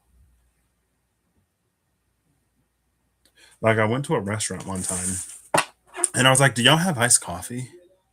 And the person was like, we don't have iced coffee, but I can make you an iced coffee. She's like, I used to be a barista, so like I know what to do. I've had a few people, and usually it's the angels that used to be baristas who will be like, we don't have iced coffee, but I can hook you up. And I'm like, oh my gosh, thank you. Because everybody, like other people will be like, we don't have iced coffee. Or they'll be like, I can give you coffee and like a cup of ice. You know what I mean? Which I don't know how to do an iced coffee. I feel like when I do it that way, it just waters it down and it doesn't make it, whatever. But it's almost that energy of like even if iced coffee isn't on the menu, you can still get an iced coffee. All right, cool. So that is this. And with that energy of Capricorn,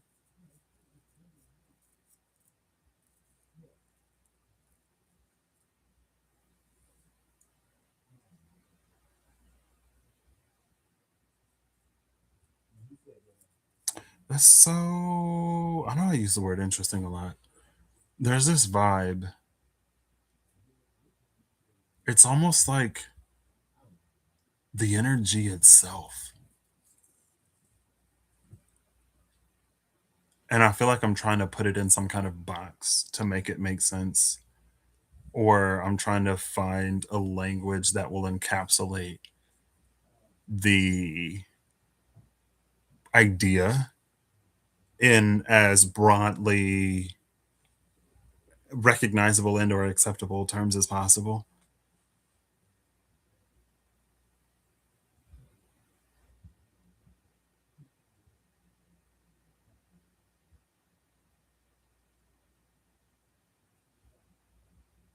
See, and that was the thing about the dream, right? With the clear communication. But it's clear communication that borders on a conversation, which is also why the intent or why the conviction is more important than the action, choice, or decision. Again, take it as it resonates when it resonates. If it don't resonate, don't take it. And there are some instances, they say the road to hell is paved with good intentions. So we'll take it in balance, right? But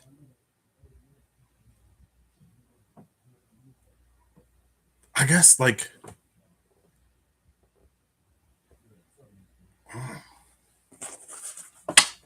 we'll see. We'll see if we expand on it.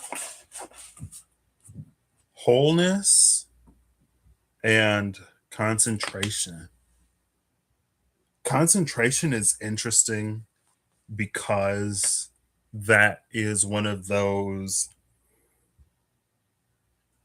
colligative properties, question mark. I'm pretty sure. Yeah. Concentration is one of those colligative properties. It's the amount of liquid to solid in a solution, or it's the amount of liquid one to liquid two, or the amount of liquid one to the total volume of liquid, right? And wholeness You could say that it is an intrinsic property.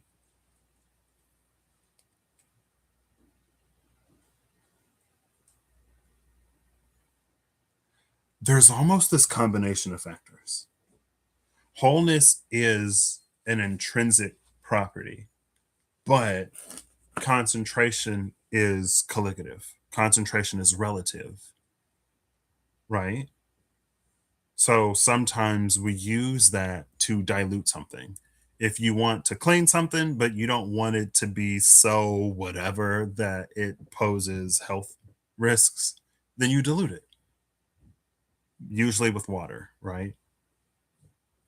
And so you maintain the cleansing property that is whole, the cleansing element, wholeness and healing. Wow, look at that.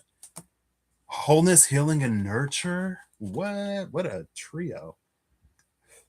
Anyway, like you maintain the property of cleansing that is intrinsic to the thing, but you dilute it so that you don't clean out, like, your cells and your organs and the things that your body needs to keep functioning, right? Like that's the thing about hydrogen peroxide, question mark. Like hydrogen peroxide, like if you get an infection, it'll kill stuff, but hydrogen peroxide doesn't differentiate between your cells and bacteria. It just kind of goes for everything, right? So in a non-selective system, concentration is sometimes the best fail-safe and or mediator that we have.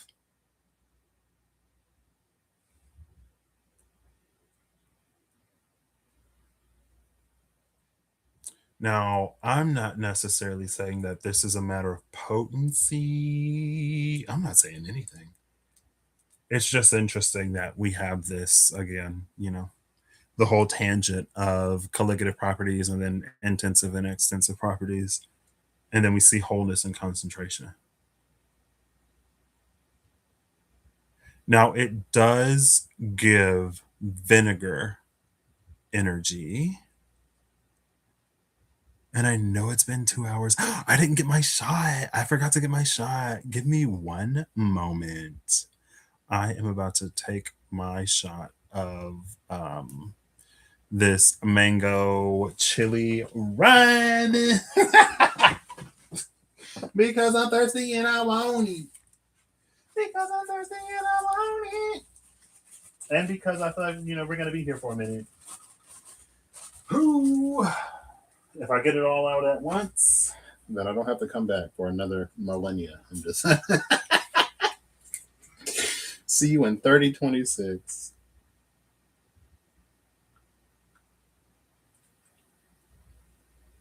I kid.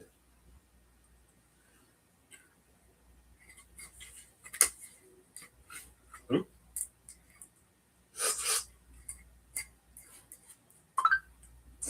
I kid, I'm kidding. I know I can be a mess. But oh man, that was kind of sticky. I gotta go wash my hands. I'll be back. Oh. Oh. Oh, goodness. I should have just opened the door. Excuse me, Chino.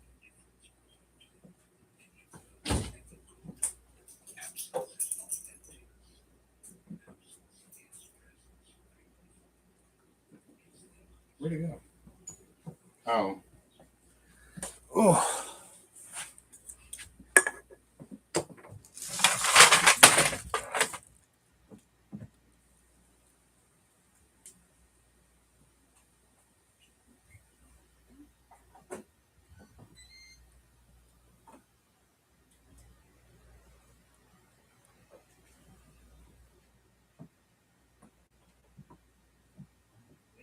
Hey, what's up, Pat? Going on? Walking it down.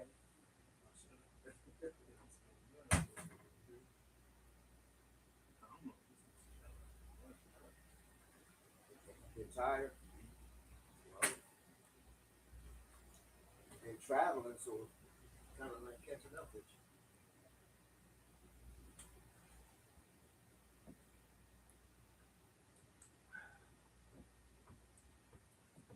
Excuse me, buddy.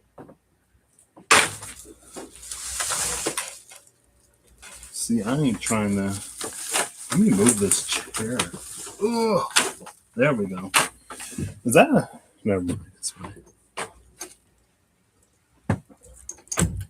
I accidentally knocked over my cup, so I took advantage of the opportunity to hydrate a little bit. We're going to hydrate a little bit. A blue cup. Okay. All right. I got my shot. I think so. It's giving the energy of.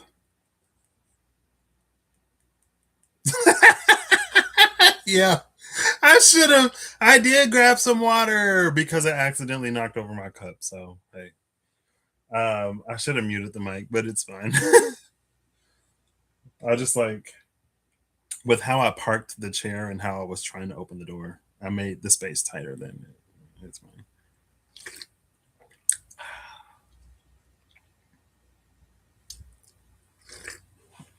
Ooh. Ooh. Excuse me. That second one got me. Oh, come on. I am not pulling all of these. I am not pulling all of these. I just want this. It's giving the energy of vinegar in the Water Known Alchemy. Meaning something that, like, no matter the concentration, is like strong. That's why it's giving vinegar. To me, it's kind of like celery. For some reason, celery is one of those things. It's like no matter how little celery is in something, it just like overpowers the flavor. Like all I taste is celery, and I don't like the taste of celery. And it's funny because the chicken flavor of the Maruchan, is it Maruchan noodles, ramen noodles? The chicken flavor of the instant ramen noodles, I never liked, and I didn't know why.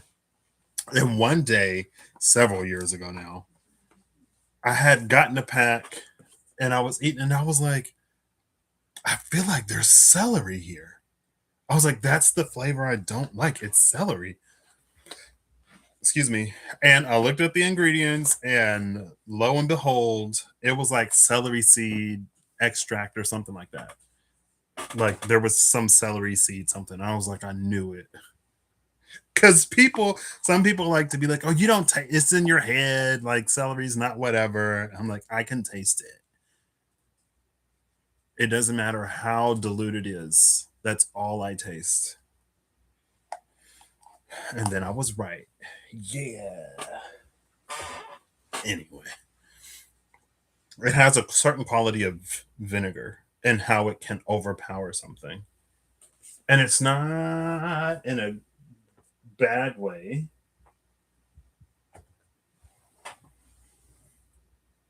Like that's the potency of concentration. This is supposed to be final cards. Oh well. Oh well, oh well, oh well. LOL.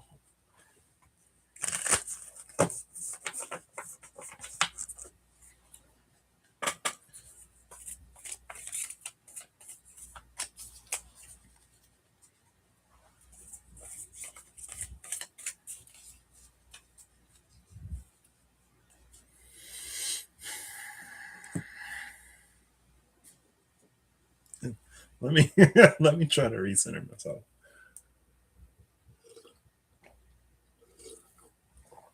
You know, in the metaphor of the wolf, we literally just read the tale of the wolf when I used the archeo archetypes. I think the last time I was live. See, the energy is because it's always been like this oasis, right? there's this like sacred oasis or this clearing in the woods that there are no guides to. But with that Six of Realms, Teacher of Realms, or Six of Zones, Teacher of Zones, Two of Realms, Capricorn energy, with that null major arcana, it's almost like the forest itself is welcoming someone in type energy. Again, like there's this foundational energy, and it feels like the foundation is like almost swelling to catch question mark someone.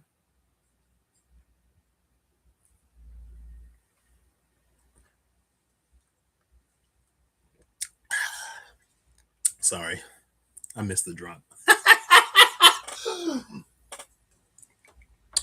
Woo! Put some hair on your chest. Is that what I was listening to that audiobook.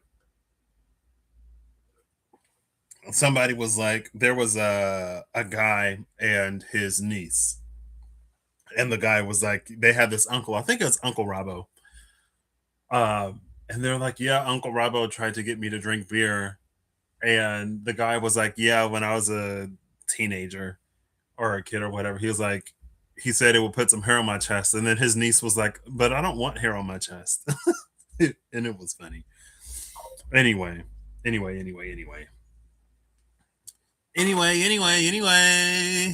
cilantro, see, cilantro, I know I've heard of that. And I'm not fully there. Sometimes I kind of get it. Sometimes I'm like, it's okay. But yeah, because I mentioned the celery thing, and one of my friends asked me. He was like, I know, like I've heard about like cilantro. Like lime was another one for a while. That just like there was something about lime. But I've eaten enough lime and other things that I can appreciate the what it adds, I guess, in moderation. Anyway.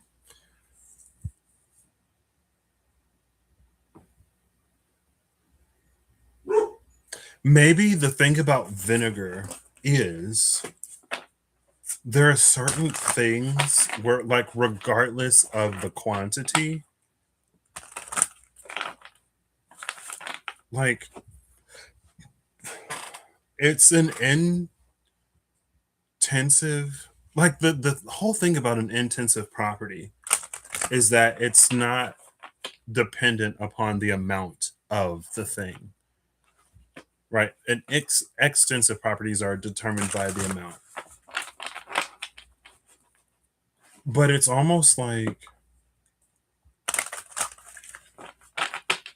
it's this intensive, it's like it's an intensive property that's so intense that it doesn't matter the dilution when it comes to that whole colligative whatever. Okay, girl. Yeah. I should have just disposed of the can before I went live, but it's fine. I'm back and I'm drinking Dr. Pepper again. I know my Dr. Pepper is up, my water is low. I'm trying to get it together.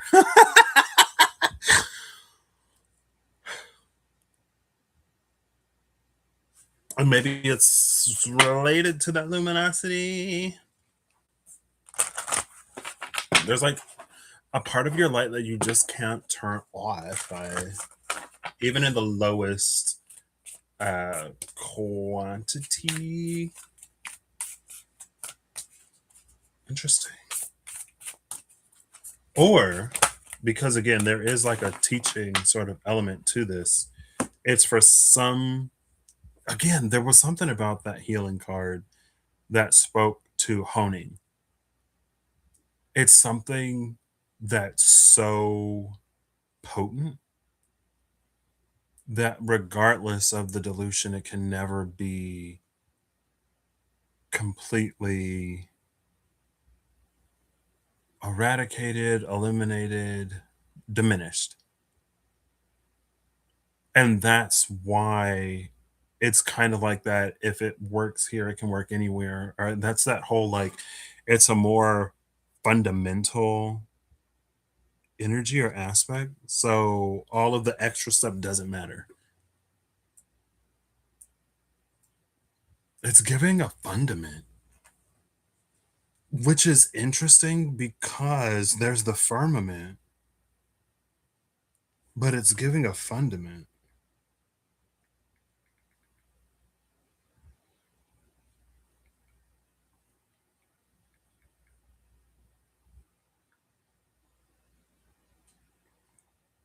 Fundament refers to a foundation, base, or underlying principle of a system, or colloquially, the human buttocks. Okay, that's not what I was.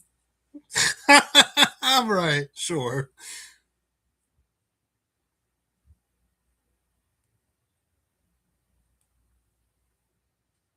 Interesting. It's giving like the fundament.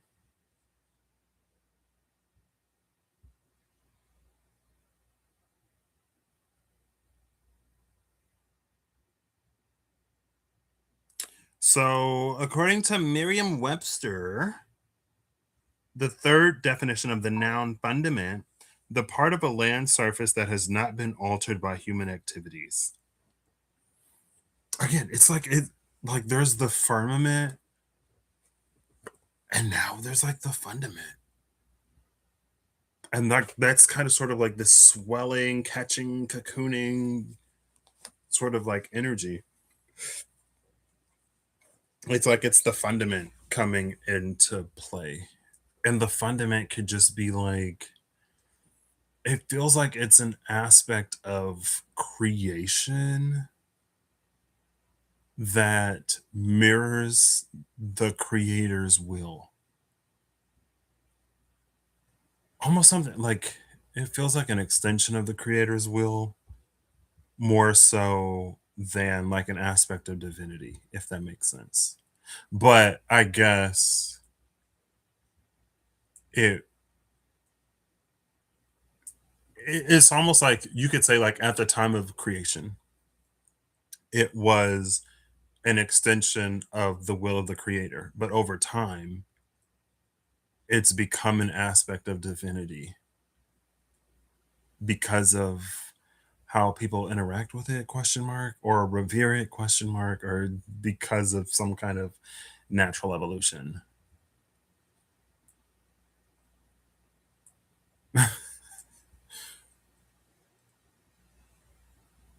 And the fundament isn't, again, it's almost like it speaks to the things that are possible but that we view of as unrealistic. And it's as if the fundament is reaching itself, trying to prove or inform us that certain things like are possible, right? Like the benzene dream, right? You could say through extension of the metaphor question mark that that dream was an extension of the fundament to reveal something about the structure of a natural thing. At that point, everything was believed to be linear, but now you get benzene rings, right? Aromatic compounds. Oh, yeah, a card flipped over the last time I was shuffling this. Understanding. Because, of course, it's understanding. What else would it be?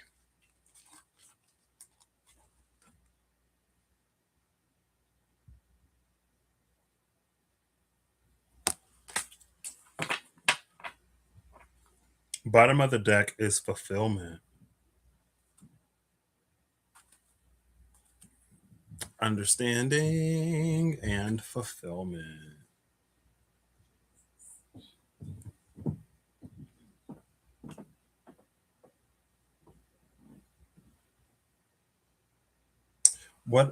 What's interesting about this fulfillment card is just like the books from the Mirror Lenormand, we have the one scroll that's open that he's still writing or reading, and then we have the closed scroll. In the books card, we had a stack of books, and the one on top was open.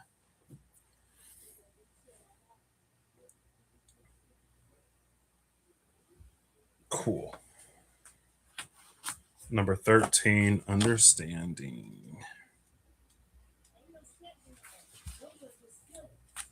Clear vision is the gift of seeing with not only your physical eyes, but also with your spiritual eyes.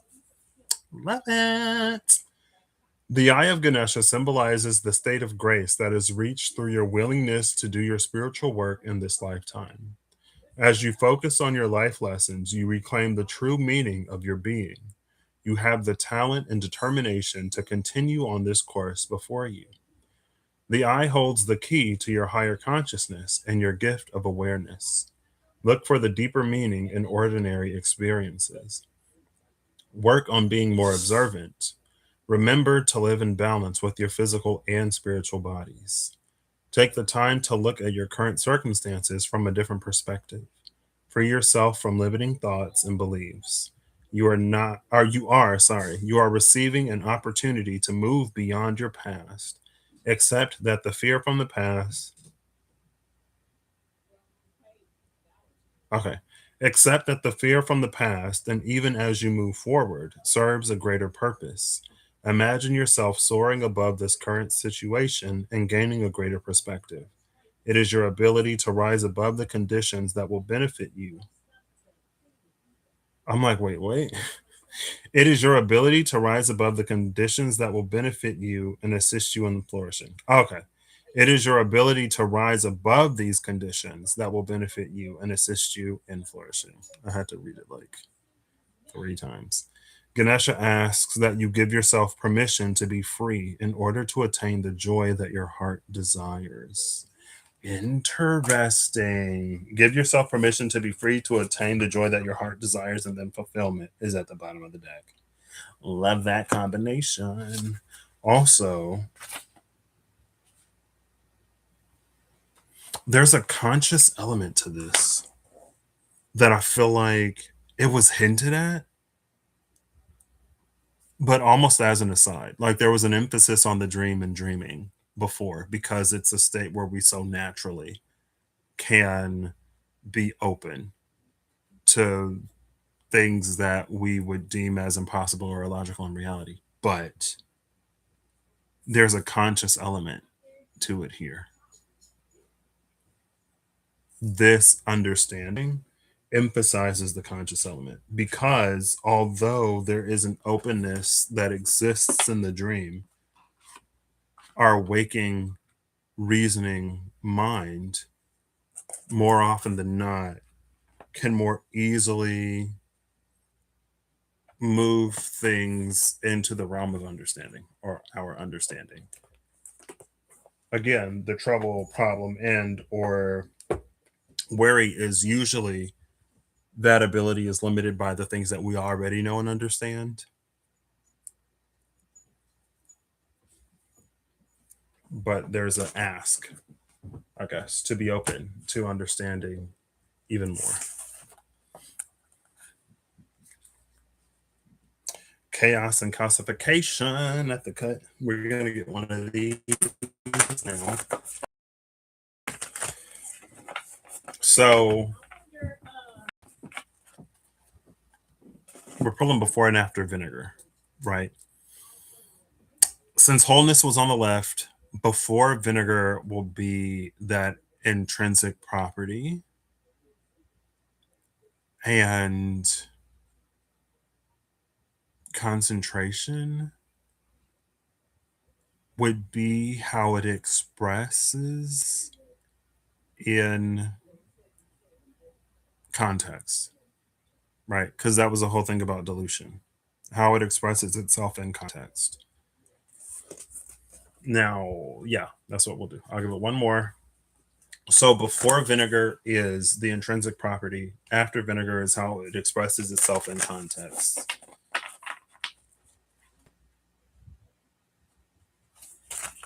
Ooh. Almost lost a few cards. I have a significator. I'm not necessarily looking for any flips and falls. I should get some more water. It's fine.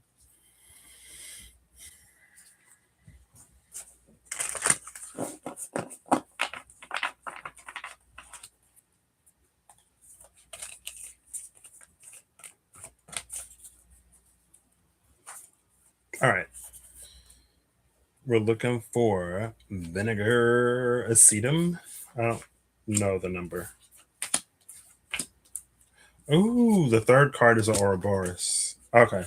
So the bottom three cards is Xanthosis, the yellowing, and Creatum, the uncreated, and Ouroboros.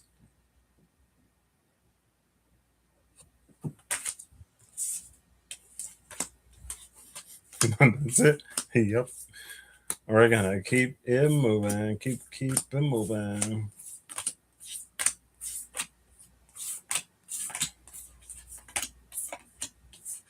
I don't even know what acetum looks like. I know a lot of these cards though, so I know what it doesn't look like.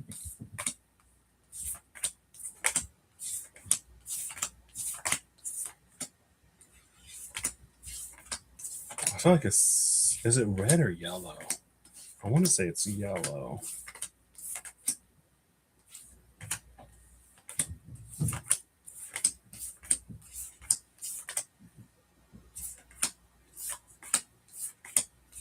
We are towards the top of the deck. Now, here it is. So I love this.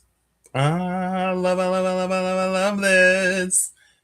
Before vinegar is scintillate, sparks of light.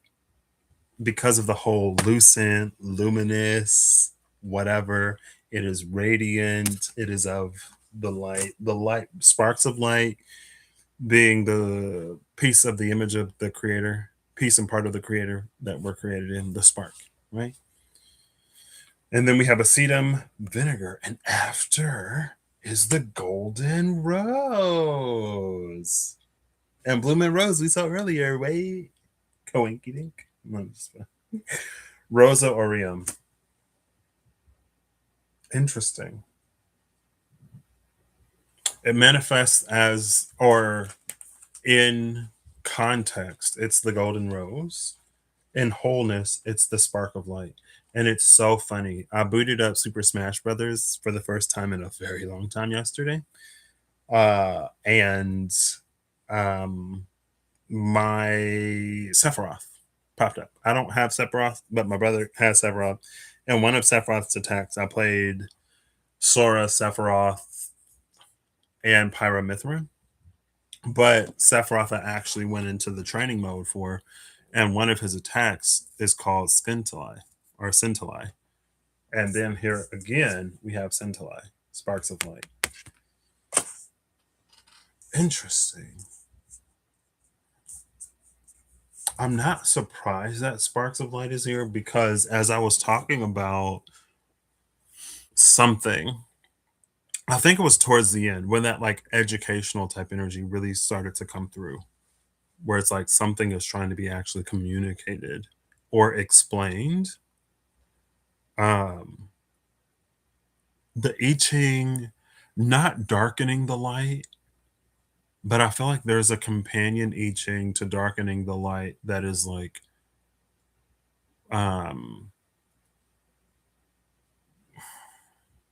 something.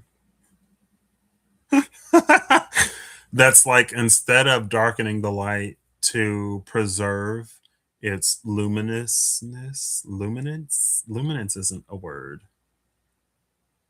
Luminescence is a word. So instead of darkening the light to protect its luminescence in a time that is designated as darkness or night, to protect the flame until it's time for it to be unveiled and for it to shine again. I feel like there is a companion I Ching, but I don't remember. Anyway, to see the sparks of light here now is like interesting.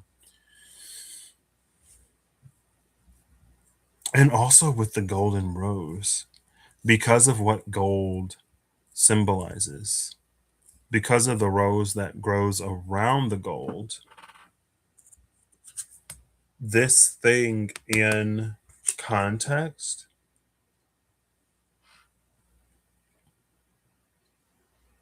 It's almost like the tarot Queen of Wands and the Sun. The Sunflower and the Queen of Wands and the Field of Sunflowers and the Sun card.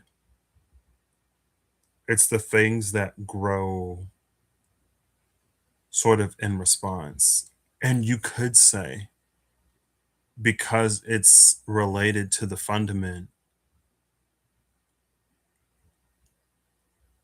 there are so many factors that it's almost like from our perspective, vantage point, viewpoint, from where we kind of sort of operate normally, there are factors that can be so significant that they would be barriers. But from a fundamental perspective, they're irrelevant because it's like they're all an afterthought or they're all a result of something. They're all like colligative and extensive properties. They're either properties related to one thing compared to another, or they're properties related to how much of a thing there is. But the thing about an intensive property is what it is regardless. It doesn't matter how much or how little it is, and it doesn't matter what it exists in the context of. It doesn't matter what it's next to or what tries to exert a force upon it. It will be what it is.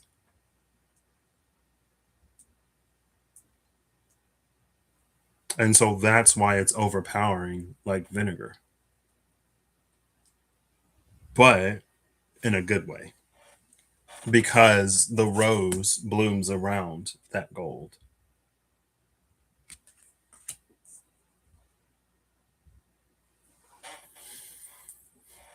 Again, take it as it resonate when it resonate, and if it don't resonate, don't take it. What's the implication of it, girl? Well.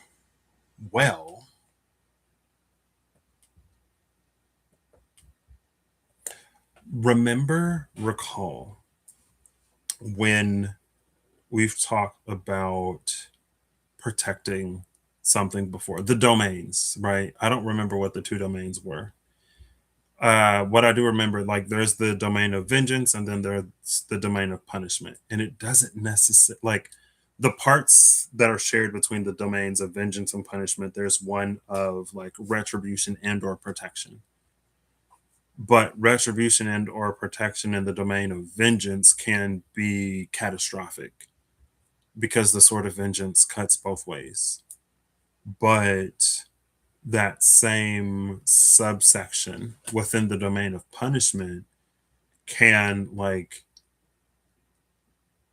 involve a certain amount of like karmic sort of justice or a discernment when it comes to the law, where again within punishment those that punishment is coming for will be punished and those that need to be protected will be protected. And protection when it comes to the garden means ensuring that everything thrives, right? It's more than just pulling up the weeds and it's more than just eliminating the pests. It's also making sure that they get enough, sunlight and water and nutrients in the soil and stuff like that.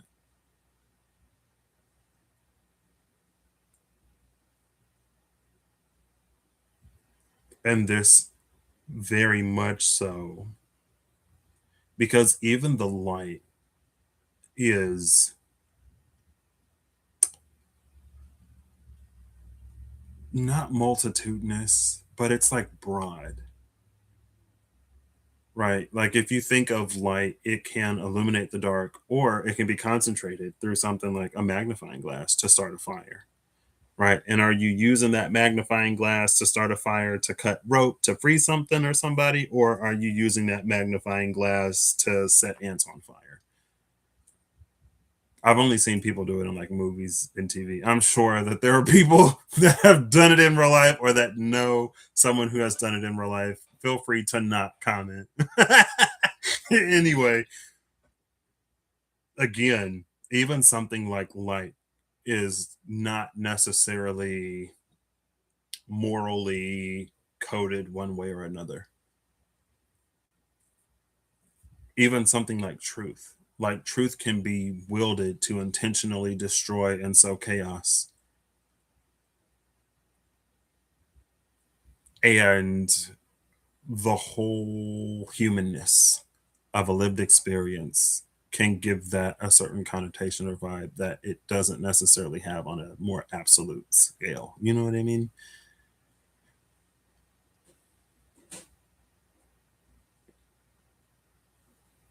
Anyway, I don't even think I have to read these. I kind of want to, but I don't think I will. Spring. Spring was under the golden rose, and it is now spring. Also, the blue temple and virgin's milk are under spring. Oops. Oh, how did this go from over there to all the way over here? Hello? Where did the card go? Where did the card go? I'm gonna have to use my cell phone to turn on the light. Oh, here it is. Or I could just use my eyes. The reason why I'm pointing out the blue temple in Virgin's Milk, sharing this blue color, is because of the book that we saw, the stack of books that we saw with the fish. So you could say that that's something whose knowledge has existed within deep esoterica and whatever. But it's now, again, like coming to the surface or surfacing in some way. The fundament is making itself sort of known. Cool. So we have numbers 46, 34, and 58. Right? XL40VI6. 46 is a 10. And then we have L50VIII 858, which is a 13. Did we see Lenormand number 13?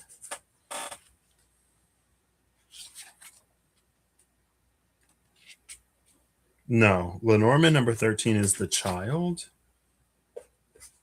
I feel like I saw the number 13. Was it in the Whispers of Lord Ganesha? Was 13... My brain is so blank.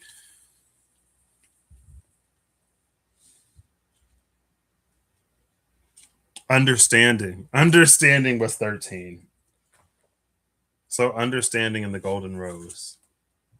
13 reduces to a 4, which is the emperor, and we started with the loving father. It's also interesting that 13 is the child, because the first critique, first I Ching 20 mentioned at least having the, I don't want to say the cognitive abilities because that's a bit insulting and rude, having the perception of a child, or what we grasp of a situation can be likened to a child because of all the things that we don't know, or because of how incredibly complex a situation may be. So it's like it's more of a statement of fact than it is sort of an insult, right?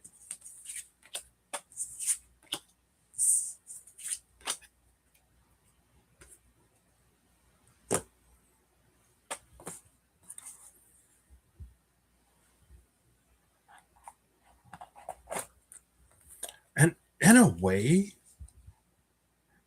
the energy of the fundament is interesting,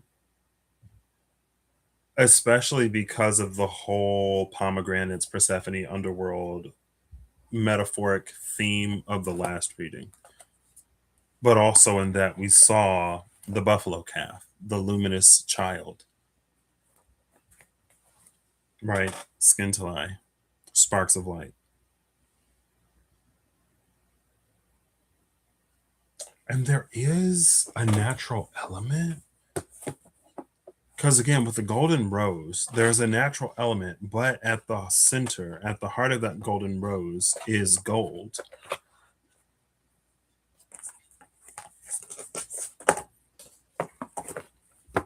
So it's supernatural in a way, but supernatural almost like it's more than just natural. All right. We have El Zorro, the fox. Zorro is fox. In a way that makes sense. Zorro, Zorro, Zorro, Zorro. Does it really?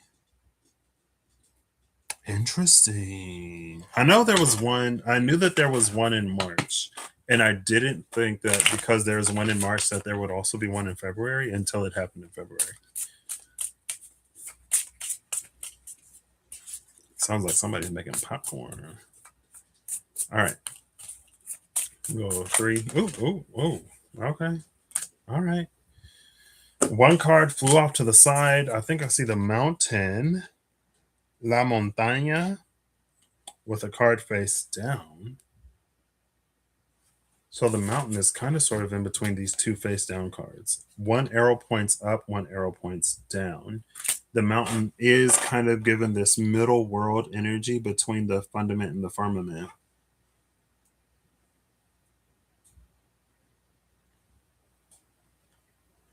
It's also giving me, I haven't listened to it in a long time. Wizards of Earthsea question mark? The Mountains of Pain and how they serve as a kind of barrier or boundary.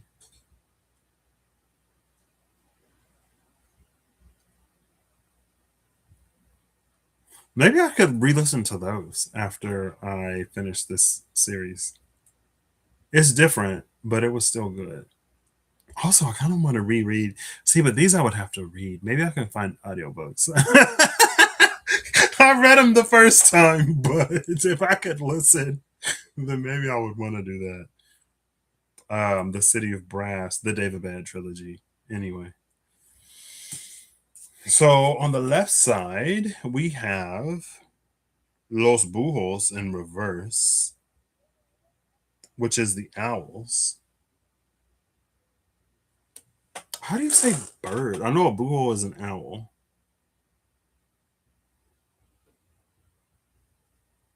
Is it avion? No, avion is plane. How do you say bird in Spanish? I feel like it starts with a P.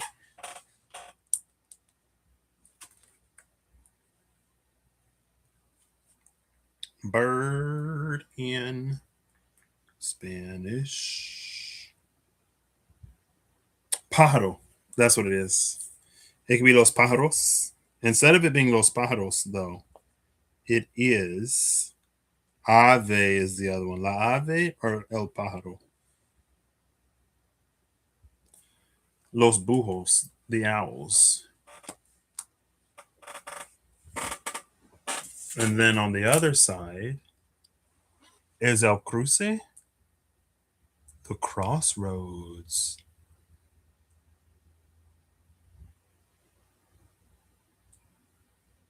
Interesting.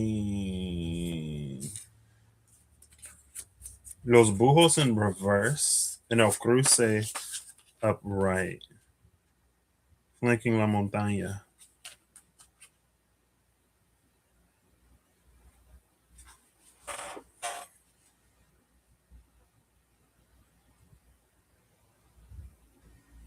I feel like there's something here about it's almost like navigating crossroads that we don't even know that we're navigating, making choices and decisions that we don't even know that we're making, aligning to things that we don't even necessarily consciously know that we're aligning to, which gives real cause and effect energy, but it's cause and effect in a way that's like for every action, there's an equal and opposite reaction.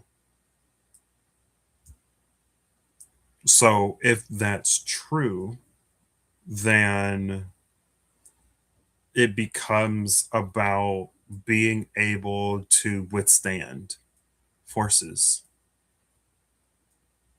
right? If there's an equal and opposite reaction to every action, and if the ability to withstand forces are commiserate, question mark, then nothing would happen. but it's because one thing yields that movement happens, right? You can bounce a ball off of the ground, but the ball will yield before the ground does. And so, or you can throw a ball at the ground and the ball will yield before the ground does. So the ball bounces off of the ground. The ground doesn't give way to the ball, depending on the ball, I guess. But you get what I'm going for.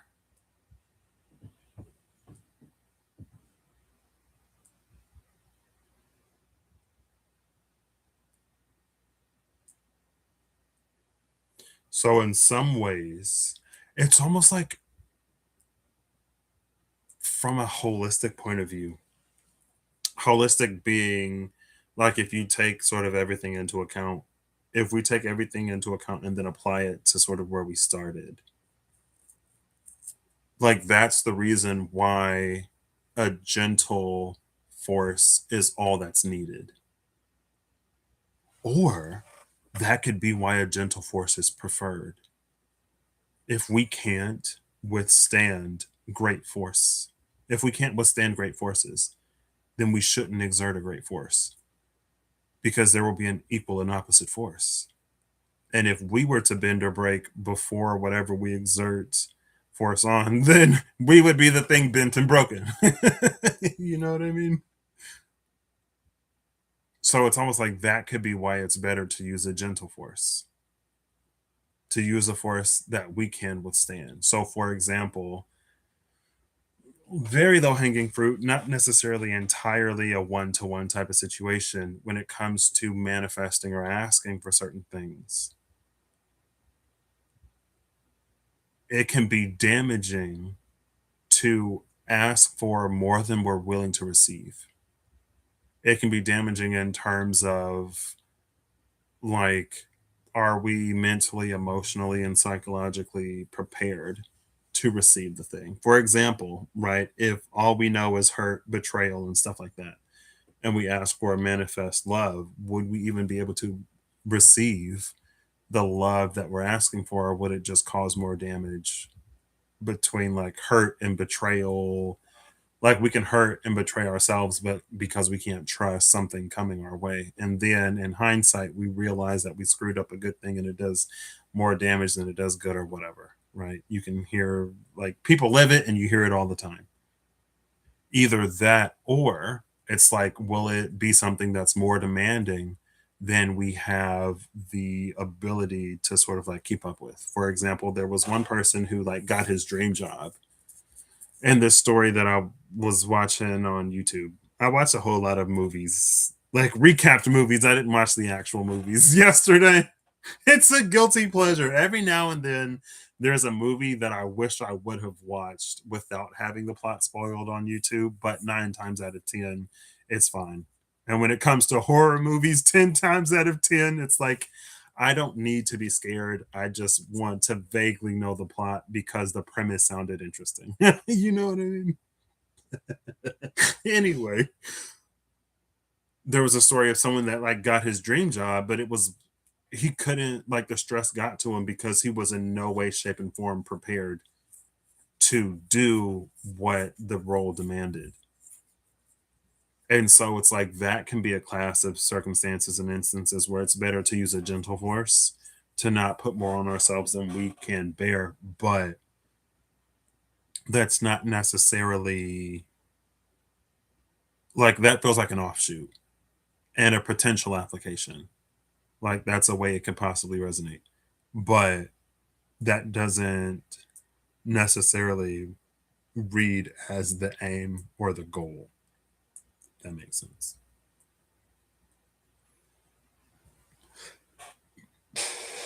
Excuse me.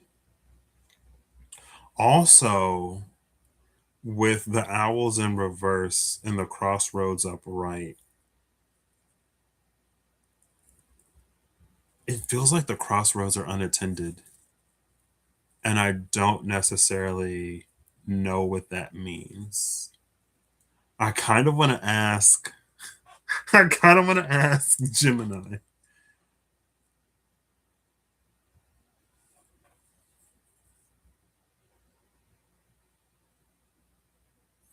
You know what? We'll go for it and we'll see what Gemini has to say. Hey, Google, with all of the deities, guardians, and entities associated with the crossroads, what would it mean for the crossroads to be left unattended? Leaving a crossroads unattended signifies a breakdown in the mediation between worlds, leading to spiritual and social stagnation. Because these sites are the domain of liminal deities, like Hecate, Hermes, or Legba, their absence removes the gatekeeper who filters and directs energy. The consequences of an unwatched path, loss of protection, without a guardian, the barrier between the mundane and the supernatural thins. Malicious spirits or unbound entities may enter the physical realm unchecked, as there is no authority to negotiate their passage. Stagnant fate. Crossroads symbolize the point of decision. Without an entity to preside over the choice, individuals may feel a sense of paralysis, or find that their life paths become circular and unproductive. Chaos and misdirection. The messenger function of these deities ensures that prayers reach the heavens and ancestors. An unattended crossroads means communication is severed, messages go astray, and travelers, both literal and metaphorical, lose their way. The unfiltered wild. In many traditions, the guardian keeps the wild at bay. An empty crossroads allows the raw, chaotic forces of the untamed world to reclaim the structured spaces of human civilization. Essentially, an unattended crossroads represents cosmic entropy, a place where the rules of exchange, destiny, and safety no longer apply. Would you like to explore the specific rituals used to call a guardian back to a crossroads? Interesting. See, Gemini, she kind of like Gemini is that girl. She is, and I know, I know. But 9 times out of 10, Gemini delivers. Cause what? Okay. Now, what was interesting was there were a few things in here that stood out to me.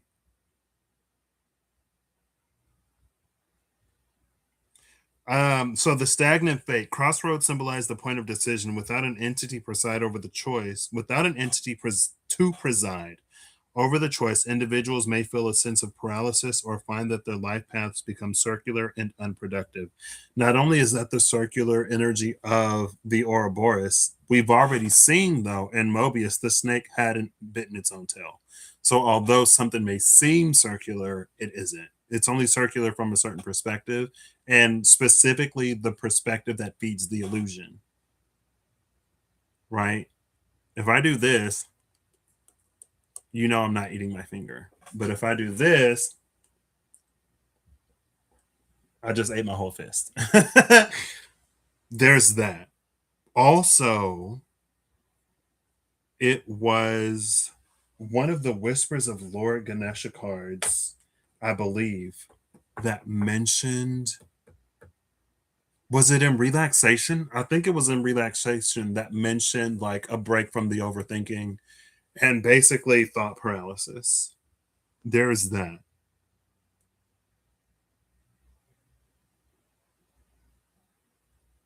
Also, there was in fundament, when I looked up the definition of fundament, it talked about an area of land that's like untouched by humans. And the unfiltered wild, in many traditions, the guardian keeps the wild at bay. An empty crossroads allows the raw, chaotic forces of the untamed world to reclaim the structured spaces of human civilization. It was interesting. See, girl, Gemini is one thing, getting your health advice, emotional, psychological advice, and or spiritual ritual advice from Gemini. None of those are necessarily my bag, so I guess officially I have no opinion, but to always put forth caution. Because I love Gemini, but I'm not going to have Gemini instructing me on doing. I mean, I guess I'm not a ritual girly anyway, but It's fine. It's interesting though that it offered to investigate a ritual to call a guardian back to a crossroad.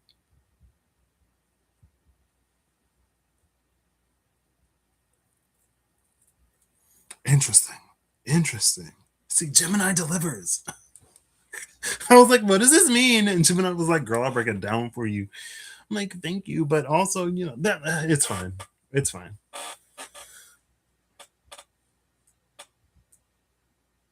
And maybe it also depends. You know what I mean? I don't know. Maybe there are certain.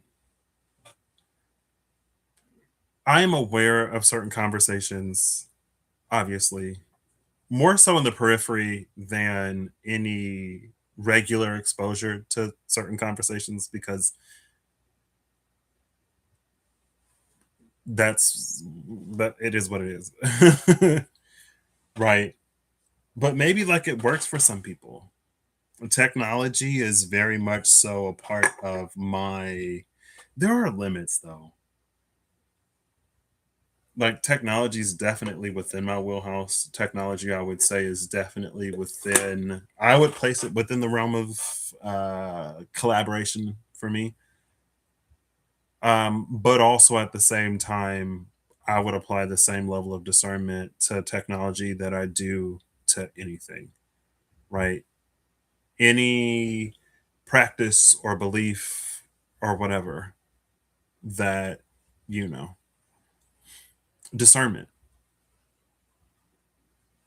Now, when it comes to how we're doing the technology, I don't part of me feels like there should be a way.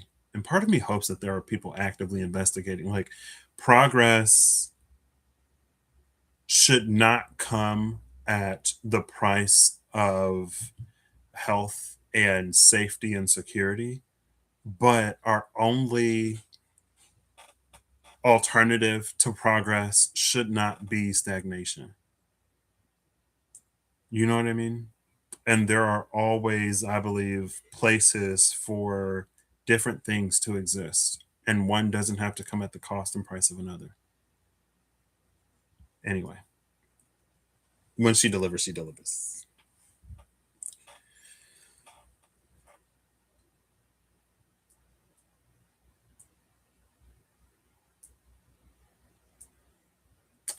Now, I almost want to dig into this or dive into this.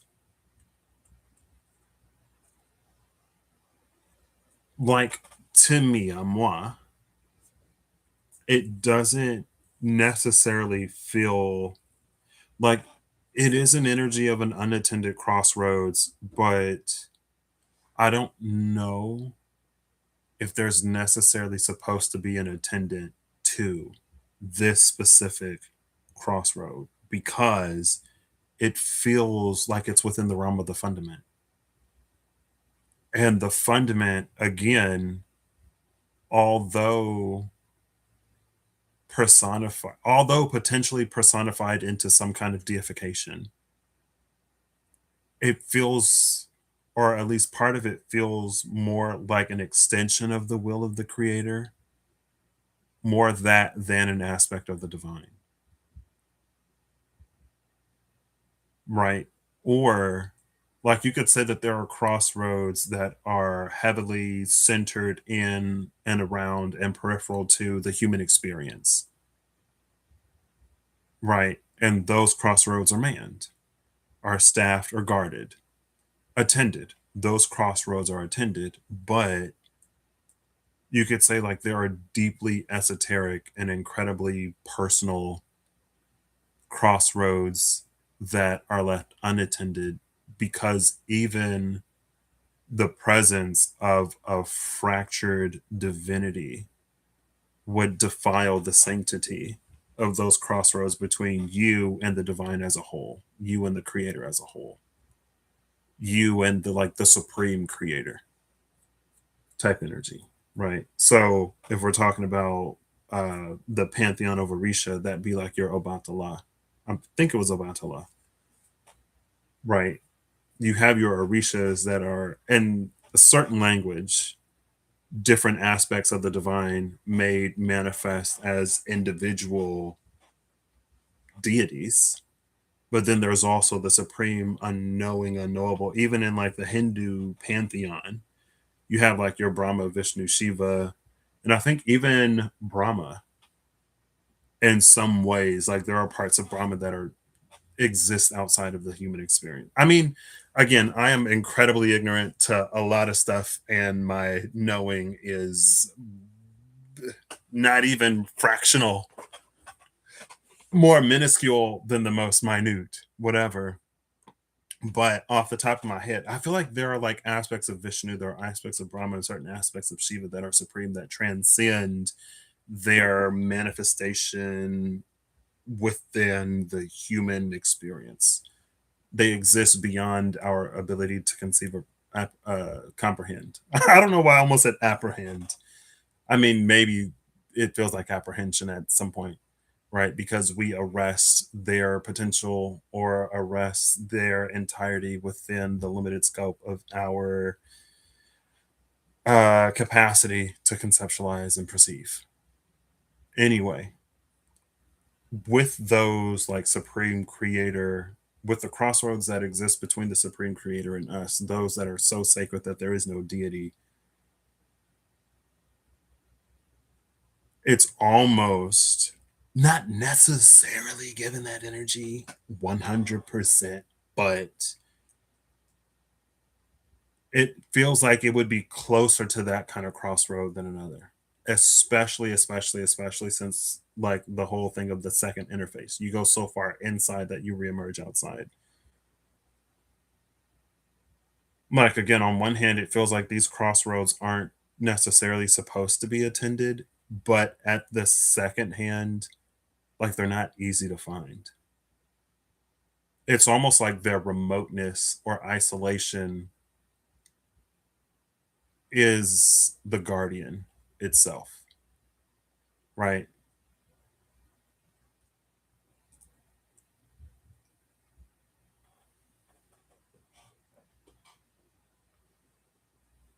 Take it as it resonates. If it if it resonates, if it don't resonate, don't take it, girl. I can stop, but it's just like wait.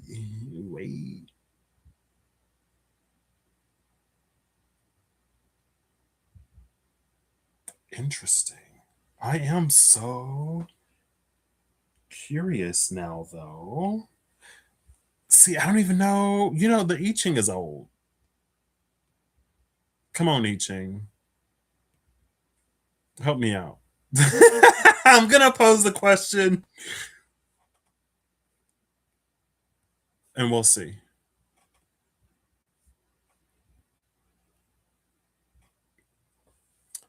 So the unattended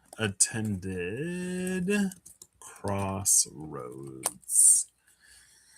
I Ching number 50, fire over wind, shifting into I Ching number 32, thunder over wind for the unattended crossroads. 50 to 32. It's interesting that both of those are fives. 50. Okay. 50 is temperance. 32 is the hanged man and the high priestess. It feels like the hanged man and the high priestess is very much so an energy. Like temperance can be an energy of like a well kept secret, right? Because the liquid flows from one cup to the other cup, not a drop spills. And like the hangman and the high priestess can be very like, okay, I'm gonna give you as much as you can take and or comprehend. And if you can't really take or comprehend nothing, then the high priestess ain't really gonna say nothing.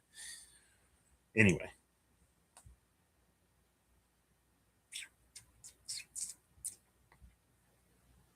There's that high priestess again, though. All right, so 50 into 32. I Ching number 50 is the cauldron. You are in the developmental phase. Nourish the inner temple. At issue is the alchemy for nurturing talent and virtue so that there may be progress, innovation, and success. That alchemy, however, is reserved exclusively for the worthy. What is needed right now for you to prevail in your endeavor is a personal catharsis. Greater nourishment is needed. Bring forth offerings of sustenance to both the inner temple and to the outer temple of the gods. Be sure to cleanse and purge the cauldron thoroughly of its grime before you cook with it. Interesting, especially when we're talking about these unattended crossroads. Again, take it as a resonate. If it resonates, if it don't resonate, don't take it. But with me, I don't know. I just read it and I slap an ICC on it. ICC has come to be. It quickly became that. I don't know what this means, but hey. Oh, fulfillment, spiritual quest, and innocence is the innocence is the bottom of the deck. Under innocence is healing. Under healing is nurture. We saw healing and nurture before. That's what I was looking for. I thought it was still at the bottom of the deck because this mentioned greater nourishment is needed. And I was like, oh, we saw the nurture card. Anyway. Oh, why don't I do it like that? I don't know if I necessarily like it like that, but that's how I'm putting it back today. Interesting. You are in a developmental phase. Nourish the inner temple. At issue is the alchemy for nurturing talent and virtue so that there may be progress, innovation, and success. That alchemy, however, is reserved exclusively for the worthy. What is needed right now for you to prevail in your endeavor is a personal catharsis. Greater nourishment is needed. Bring forth offerings of sustenance to both the inner temple and to the outer temple of the gods. Be sure to cleanse and purge the cauldron thoroughly of its grime before you cook with it. Interesting. When it comes to these unattended crossroads, okay. 50 into 32, eaching 32, endurance and perpetuation.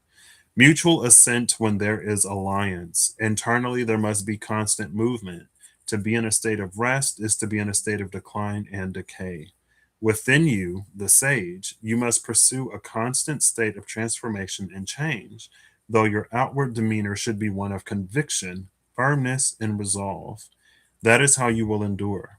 Seek alliance to ensure longevity and endurance. The establishment and honor of institutions bring perpetuation. It's interesting that we see the sage here because we saw so much of the king before. Cool. All right.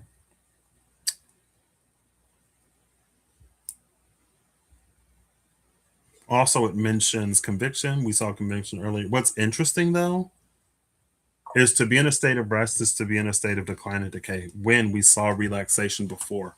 But again, there was an energy or a vibe that, like, it's to reach that level of open communication without having to be asleep or without it being a dream or without it being exclusively through dreams. Plus, you can be in a state of relaxation and not be at rest. Right. So it's not necessarily antagonistic, combative, whatever. Bottom of the deck is Las Estrellas, the stars. Interesting. So we don't have any owls at the crossroads, but we do have stars in the sky. Interesting, interesting, interesting.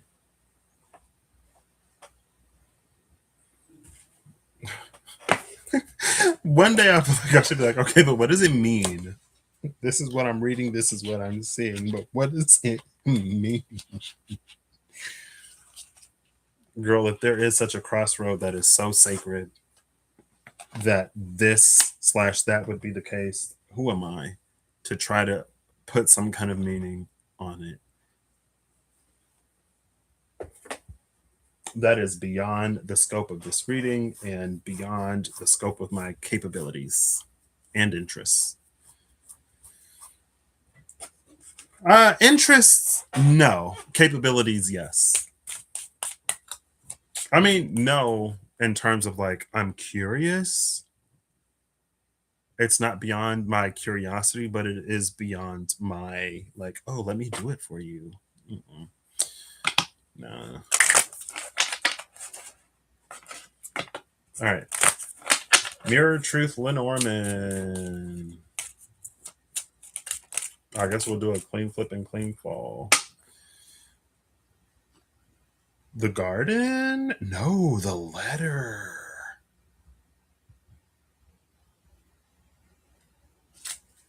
The letter came out. We've seen the letter with the sun in both the Lenormand decks. Bottom of the deck is the tower. The tower and the letter is such an interesting combination.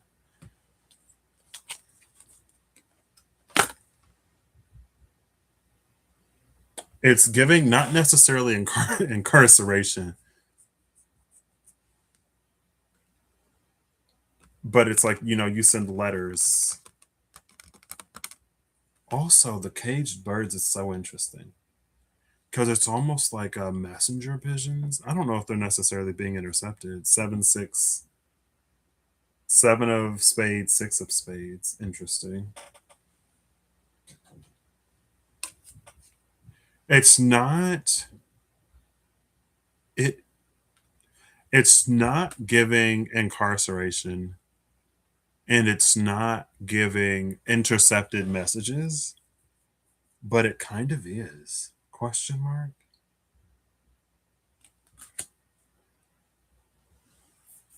Because the birds are in a cage, it's either giving intercepted messages and letters, or like letters that don't get a reply or that haven't gotten a reply.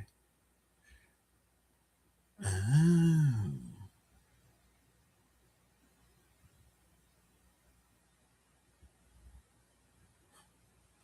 I love throwing my disclaimer out there. Take it as it resonates. If it resonates, if it don't resonate, don't take it. The energy of incarceration plus letters that don't get a reply, especially with it being the tower, equals or it's tending to the whole Mazzy the True Sword Paladin in the Magic the Gathering booster pack video, like the Spire, the Tower, outside of time type energy. And it's like whenever someone gets too close or whatever, then they're also put into a sort of like chronostasis. And it's like that's why there's no reply.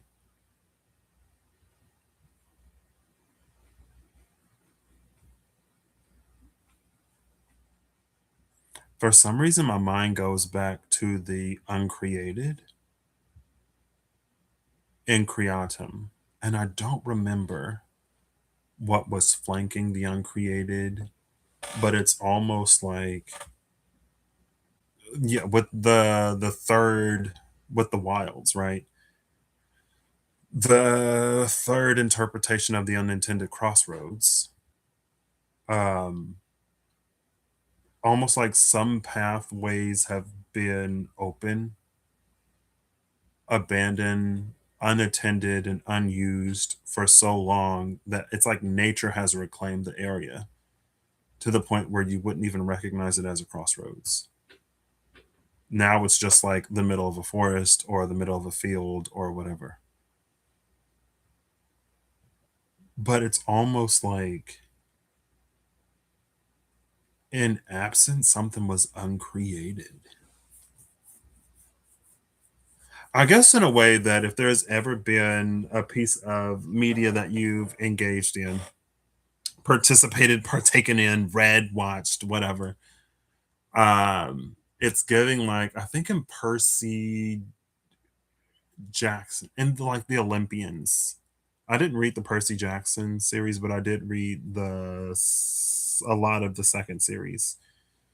And I've seen other things where it's very like, you know, in the past, in days of antiquity, the like Greco-Roman pantheon was like super, there was a lot of faith that went into it, so it sustained those gods. And now in modern day, things have changed, and so like the gods have weakened or things are different, right? So it's kind of sort of almost not that necessarily, but it's almost like without use, without attendance, something was effectively uncreated.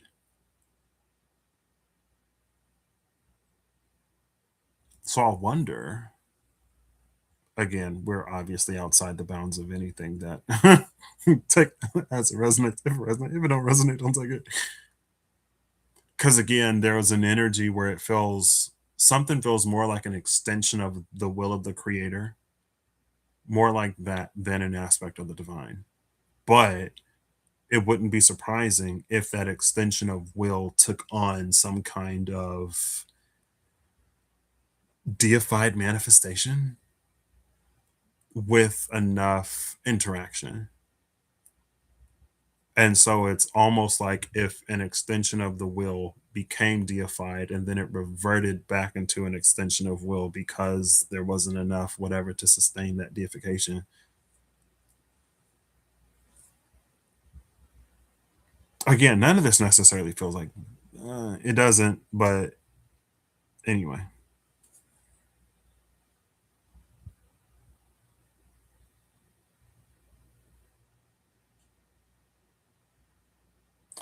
But again, though, with the energy of the fundament,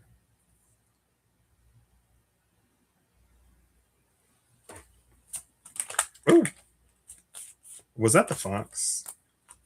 I do want like one more of these. Actually, I have another Lenormand deck. Now the cross is at the bottom of the deck. I'm going to use the other Lenormand deck to clarify because it feels like obviously there are layers and levels to this tower, right? This is a tall tower that spans from the fundament to at the very least the middle world, if not the upper world, from the fundament to above the firmament. And it's almost like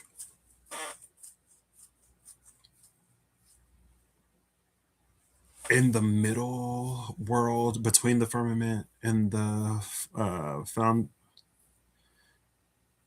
fundament and the firmament, between those two, it's almost like you wouldn't get a reply necessarily, but if you go to the fundament you would, because that sort of takes us back to the intensive versus extensive slash colligative property thing. What is intensive is through nature of existence, but what is colligative and or extensive is a function of the amount or the circumstances that it exists within. It's like the amount has dwindled so much to be nearly absent, and the circumstances have changed so much that it's like not present, but intensively it's still there.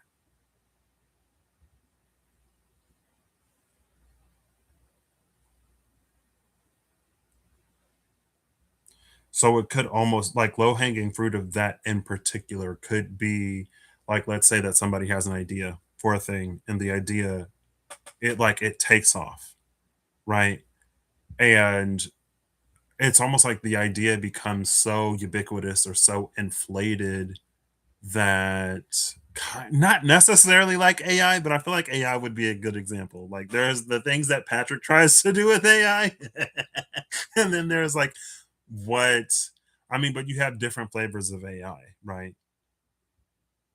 So it's almost like trying to do something with generative AI that you could do with the flavor of AI that aggregates a bunch of stuff and then gives you a whatever. It's almost like you don't need something to be created, so you don't have to use a generative AI platform and or function.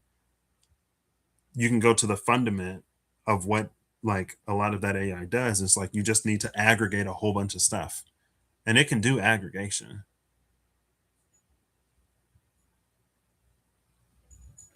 Almost like something's become overly convoluted, but if you go back to the basics, it can like it's viable type energy. Anyway, I don't even remember. It's interesting that we see the bouquet, and the moon. We saw the bouquet next to the book earlier. Yeah, it was the bouquet, the book, and dice.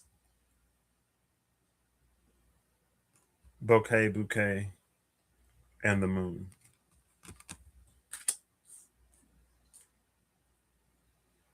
And it feels like the bouquet and the moon is an expression of the dice that we saw with the bouquet.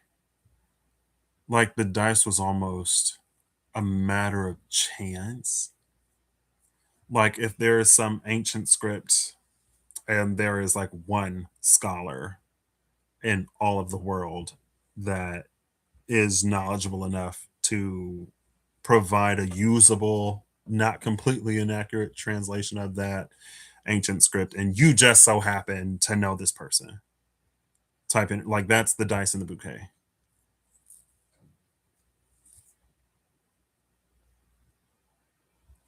I feel like a bottom of the deck is the fox.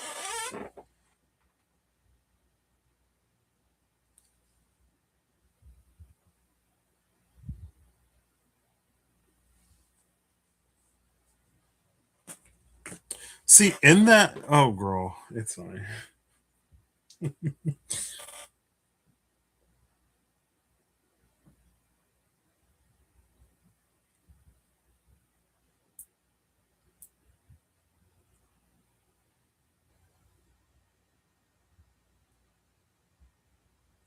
It's almost like this all together. There's a line of interpretation that's very like asking like certain questions, maybe of the divine, of like how did we get here? Or how did something come to be, and not getting an answer. Almost because there is no clear answer. Almost like there's no clear answer. There's no clear audience, clear cognizant, clear anything. It's almost like the answer is so, excuse me, long and or convoluted, complex, because the situation can be incredibly complex, so the answer would seem so it's almost like getting so much information that it overloads the intuitive delivery system type energy. So it's almost like interpreted as silence it so much. That's one, but it's more like the it's like getting so far off base, or the point is so lost. It's like not asking the right question,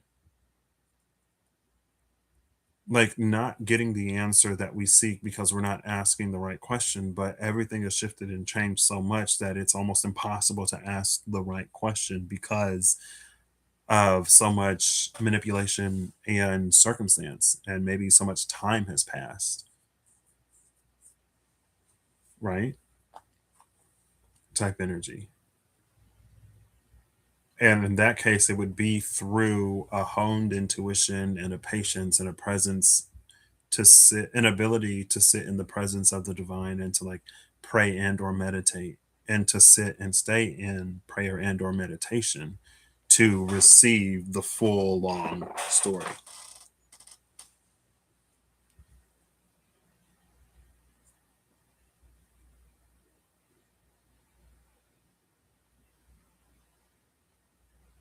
And then with the fox off to the side, that could be an opportunistic person and or energy that nicely meets our desire for a quick, clean answer and or solution, right? Type energy. It's very much so, people oftentimes are much more willing to accept a simple lie than a complicated truth type energy.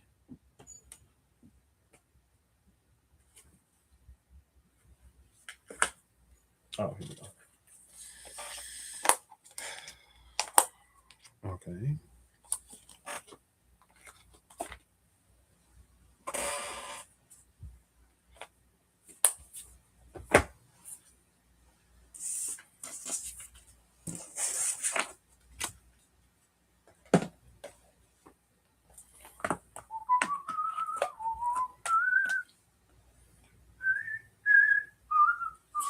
Barracuda pops into my head way too frequently. Do do do do do do do do do do do do.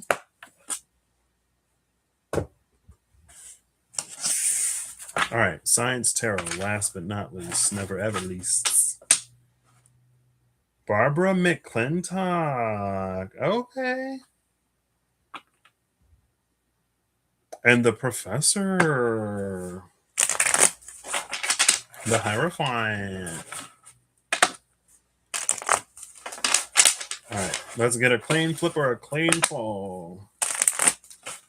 All right, that was a good shuffle. Let's get a nice, good shuffle. Nice. All right, clean flip or clean fall. Oh, okay. Brown Dwarf, 4 of burners. Bottom of the deck is Return to the Sea, the 6 of beakers.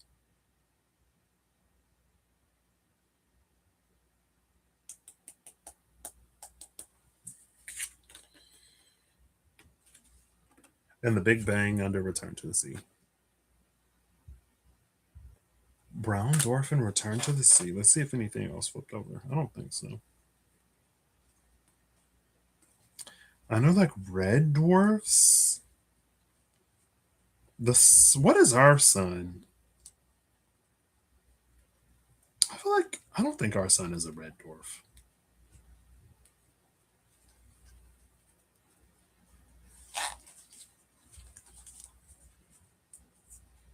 Red dwarf is like our brown dwarf is a sun, right? We're not talking about dwarf planets. Let's see with a little bit of light Googling. What kind of star is the sun? The sun is a G-type main sequence star, commonly referred to as a yellow dwarf. Okay, that makes sense. Like my brain said dwarf, and at red, it was like question mark. It's not really red, like it's yellow. But obviously, it didn't go yellow dwarf. It went dwarf question mark check red, but it's yellow. Didn't go yellow dwarf. It's like it's right there. Anyway, let's go with the 4 of burners, 4 of wands. The brown dwarf. Excuse me. Let's read because I love to read. Somewhere in a distant galaxy, a brown dwarf waits in a dim corner of space. Once it was on a journey to become a star. Clouds of dust and gas drifted together and were compressed and heated by gravity. It seemed inevitable that its future would be spent as a brilliant sun, but the journey came to a halt. Too little mass had gathered, creating too little gravity for fusion to spark. The celestial body that had promised to become a star now instead spends its life waiting at the threshold, unable to cross. Every path we take eventually leads us to a threshold. One day we may gather the courage and strength required for this adventure, and will leap into whatever lies ahead. Or we may remain comfortably at the threshold and watch others begin the journey that we never experience ourselves. Whoa, girl. That was kind of not dark, but you know what I mean? It's like, okay. Especially like with the crossroads unattended, being unable to cross a threshold. Now, Las Estrellas was at the bottom of the deck.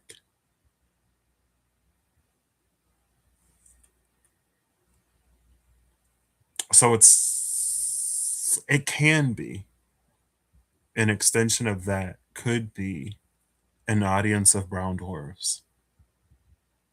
That it's almost like there's a threshold that effectively no one's been able to cross. And I say effectively no one because the people that can cross the threshold have already crossed the threshold. So they're beyond that point. You know what I mean? Kind of sort of low key. But there's an audience of like brown dwarves that have gathered at this crossroads for which there is no attendant. That may have been a full stop on certain journeys. And whoever this resonates for, you approach that unattended crossroad and you keep moving. Now, maybe witnessing you strive, overcome, flip the script, change the narrative, do the impossible serves as the impetus or the spark that some of those other brown dwarves need to, cross the threshold and become brilliant. Also, there's our luminosity again, right? That lucent, luminous energy to become that brilliant sun and to not stall out as a brown dwarf. You get more mass and you get more gravity. But see, I feel like even again within the context of the past 3.5 hours, there's something, and we already saw it with Skintalai. We saw it with wholeness and concentration, that it's not colligative or intensive. A lot of brown dwarfs or brown dwarf energy may reach the crossroad and stop and think they haven't gathered enough mass to have enough gravity. They don't have enough gas for fusion to be a thing, to be the source of ignition that turns them into a brilliant star. But we've seen that it's intrinsic, at least this specific way to navigate that crossroads as it came out. It's intrinsic. So not having enough mass to trigger fusion and some kind of gravitational event, like that's not the reason why someone wouldn't be able to cross the threshold. Because it's not about the amount, it's not about the mass, and it's not about something that exists within a certain context. It's intrinsic, it's built in, it's within someone or something itself. It's luminous, and it was luminous before it became a brilliant sun. Right? It already had a spark. You can have as much fuel and as much gasoline and as much oxygen as you want, but if there's no spark, there won't be a fire.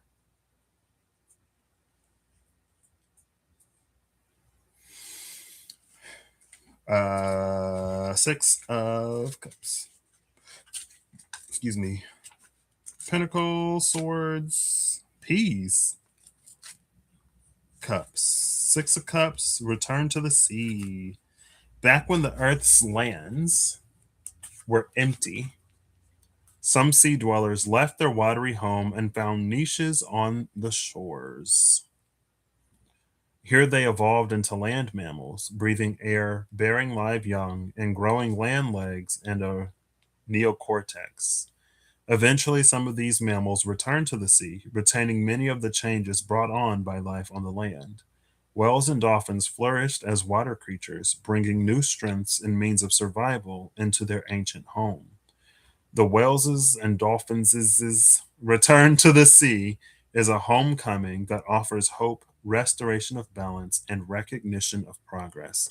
I love that recognition of progress right next to this question of will you progress beyond that threshold? Also, this idea of progress as a return is interesting. That feels like it plays into the whole it's a matter of conviction. It doesn't matter if the warrior decides to retreat or advance. Either will be favorable as long as he does, as long as they make that choice with conviction. Sometimes progress looks like a return home.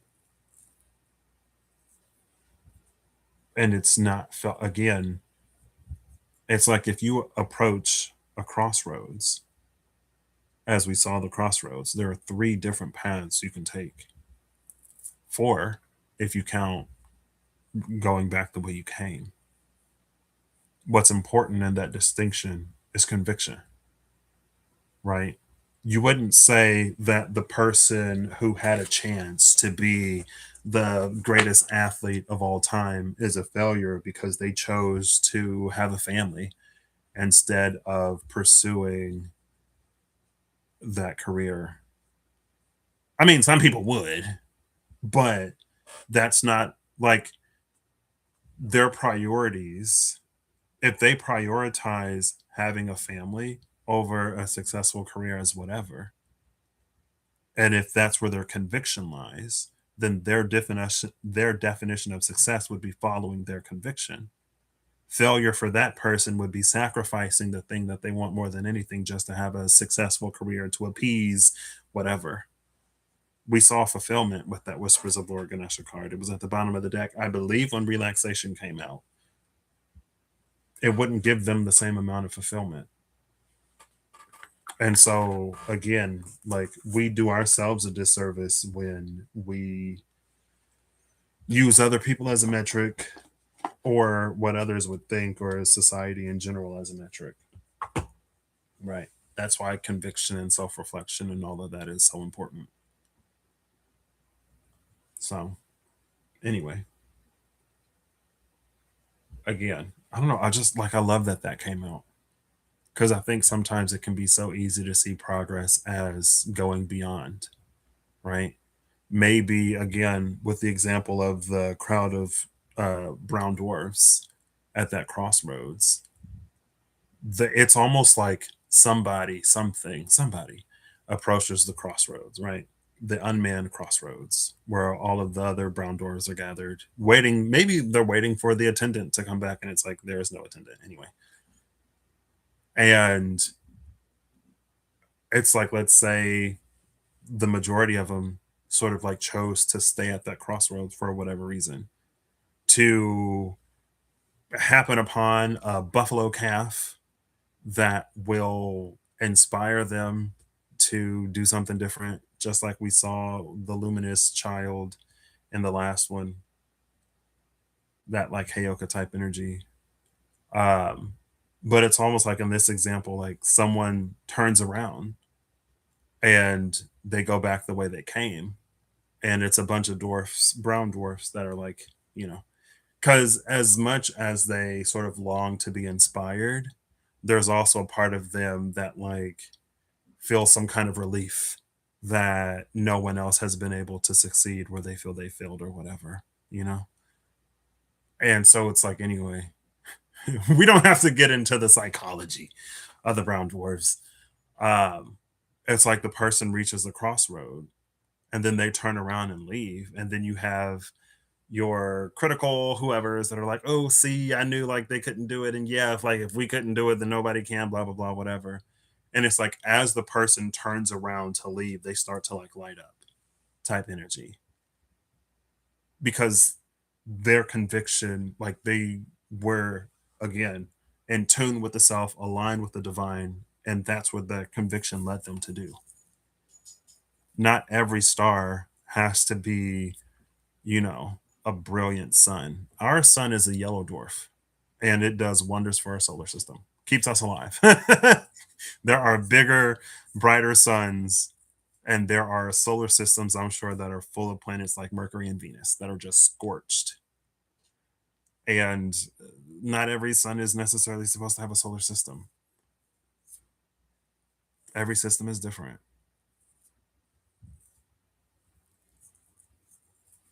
Anyway, cool. I didn't get one of these. I think I just put the cards away after we got those three, didn't I? Did I get a final one of these? I don't think I got a final one of these. I did not get a final one of these. Okay. I was like feeling semi unsatisfied. And I was like, I want to pull more. But I was like, oh yeah. I still need to get the final Wild Unknown Alchemy.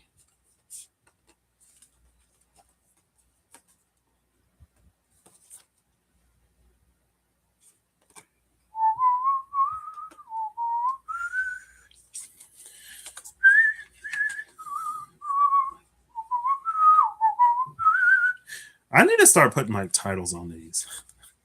I be trying to go back and I'm like, ICC number what? It's just the date. Every now and then I'll think of a title. Like I thought of a title after the last one, but I forgot it before I went and put it up. So maybe, Mystic Sister and Sun Splendor. Sora Mystica and Splendor Solis. Nice. 50 and 53.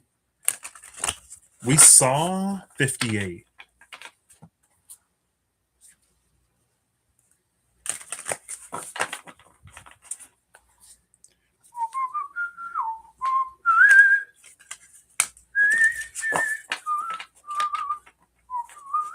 That is so like intriguing to me though. The card that came out is Xanthosis Yellowing. Xanthosis was at the bottom of the deck. It was Xanthosis and Creatum and some other card. Yellowing, the Uncreated, and I don't remember what the other one was. Number 14. 14 is also the number of Temperance. Yellowing came out. Bottom of the deck is number 12. Darkening, Melanosis, and Xanthosis. 12, 14, 14, 12.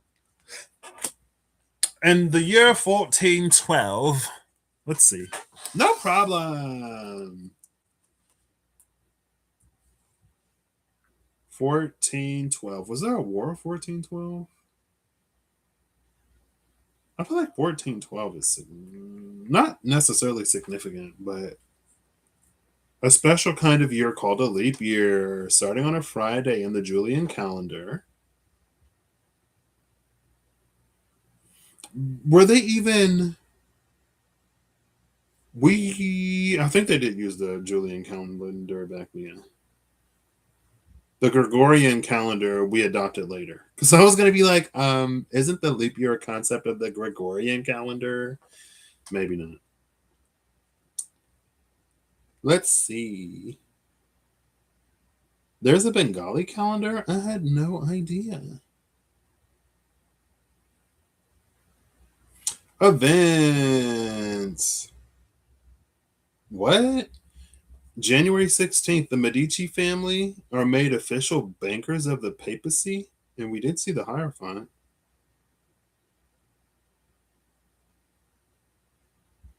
Mining code enacted in Serbia to regulate the extraction of minerals. The Alcañiz Concord is reached in the Spanish Aragonese city of Alcañiz to have a group of 9 delegates choose an undisputed king of Aragon.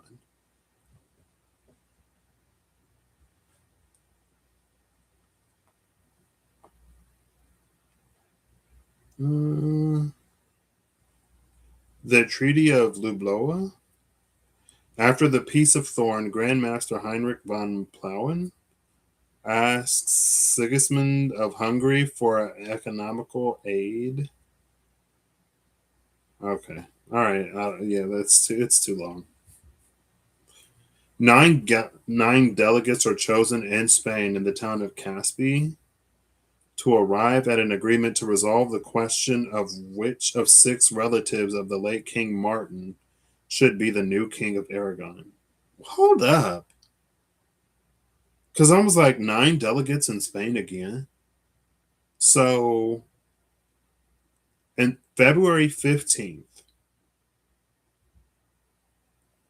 9 delegates choose an undisputed king of Aragon in the Aragonese city of Alcañiz.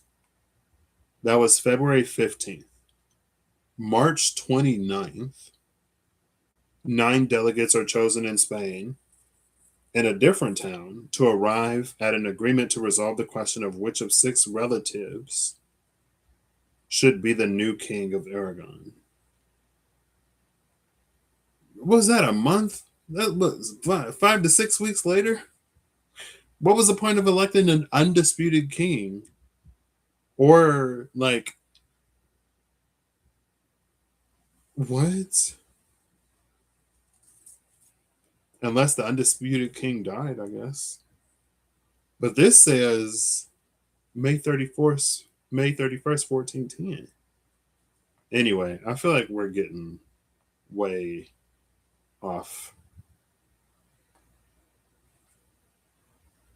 A puppet ruler?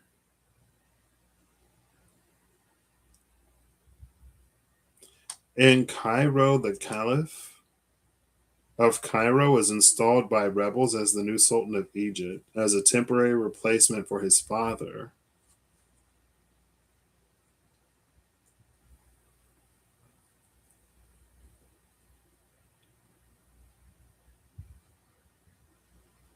He serves as the puppet ruler for 6 months before he returns to the full-time duty as the Caliph. Okay, anyway, let's scroll, stop. October 5th, Emperor Go-Komatsu abdicates and Emperor Shoko accedes to the throne of Japan. Go-Komatsu? I mean, I guess I shouldn't be surprised that it's about a bunch of kings and emperors. Also, we saw kings, right? Most of the I Ching mentioned kings, and we only had one mention of the sage. I feel like usually I see a lot more of the sage. Anyway. Number 14, Xanthosis, yellowing, aging, transitioning, and warning. Indicating transition, the yellowing leads us into the next phase of our alchemical work. Envision the yellowing as pages of a beloved novel or the ochre blanket of leaves in fall. This color seeps out to signify the beginning of the end, a return to zero. Even a deep bruise finds a yellow tint as it reaches its final phases of healing. In contrast, yellow can be the marker of long-awaited growth, as seen in the first rays of the sun and the cheer of forsythia in February. Whatever its message, yellowing tells the truth. It leads us forward. Like the vibrant canary in the mine, warning of what's to come, take heed. The transition is here, whether by yolk or bile. How to respond is up to you. It's likely you already know. It's interesting that darkening is here. Transitioning into a darkening. Who waits at the bottom of the deck? Depth, readiness, and churning. In alchemy, darkness is an achievement. It indicates the material has been through a significant occurrence, sometimes called an initiatory experience, that has brought it into a state of readiness for the work. The darkness prepares us. We've moved beyond the small talk and chit chat of the upper world and descended into the psychic layers of the soul. We admit who we are, fully and bravely, and thus open ourselves to the process of transformation. When this card appears, it's not necessary to delve into what brought you here, the initiation that has caused the embers to char. Rather, it's time to heal, and darkness is the remedy. Closing your eyes is a voluntary expression of the darkening, or of darkening. By practicing it daily, we drop into the depths and surrender. As the alchemist's eye adjusts, transformation begins. So, beginning of transformation and a signal of transition, transitioning and transforming. Under darkening is the peacock's tail, by the way. Transition, transform, peacock's tail, and resin. Cool. All right. Nearly 4 hours later. Thanks, Holly, for sticking with me. Bloomin' Rose for stopping by. I hope you all have an amazing whatever you see this. I hope you're acting in alignment to make all that you wish to experience. I hope. Oh, goodness. I hope y'all have an amazing whenever you see this. I hope you're acting in alignment to make all that you wish to experience your reality. I hope that whatever you need along your path journey, what you find. And yeah. Now, I think I did get a final I Ching. Didn't I? Yeah. Yeah. I did that first. Now, did I call it the final? No, that was the unattended crossroads.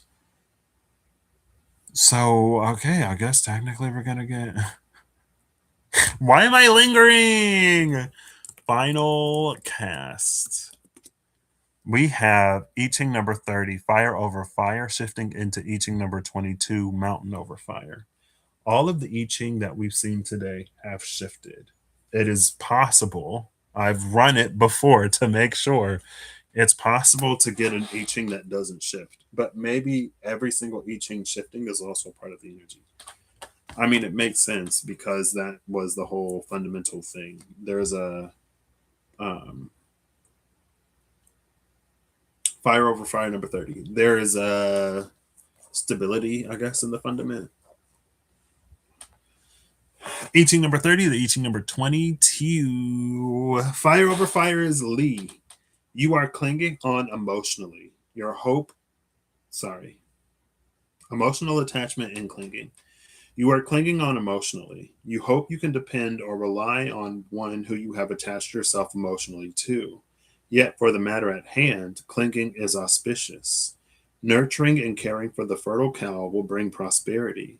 Though you cling, do persevere. You must burn with fire from within and not rely on the external burning of fire. The luminous fire must start from within and burn outward. Clinging and emotional attachment is auspicious if the inner fire itself burns bright. Love this I Ching, especially after we had the brown dwarf, right? Also,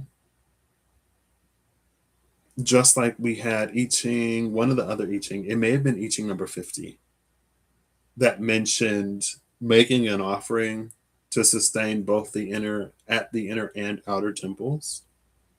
Here, clinging is auspicious if our luminous fire within burns outward, rather than clinging to something outward as a source of warmth. Yeah. Though you cling, do persevere. You must burn with fire from within and not rely on the external burning of fire. I Ching number 22. Luminosity. What? Luminosity, beauty, and grace. A great fire illuminates the majestic mountain. The mountain is what was in between Los Bujos in reverse and La Cruce? The crossroads. Between the owls and the crossroads was the mountain. A great fire illuminates the majestic mountain. You handle ordinary affairs with clarity, precision, and grace. Your public image now suffices for the small undertakings, but the large undertakings will exceed your beauty and grace. If you are content with small gains, then continue in present luminosity. Otherwise, abandon the comforts of the carriage and walk dauntlessly as a humble apprentice. Do you yearn for more than the comforts you possess? Interesting. Luminosity and clinging. I love that. Cool. Yeah. So anyway, they be like consistent. I may not necessarily know how it all break down in a pie, but they be consistent. So anyway, yeah. I'll catch y'all next time. Bye.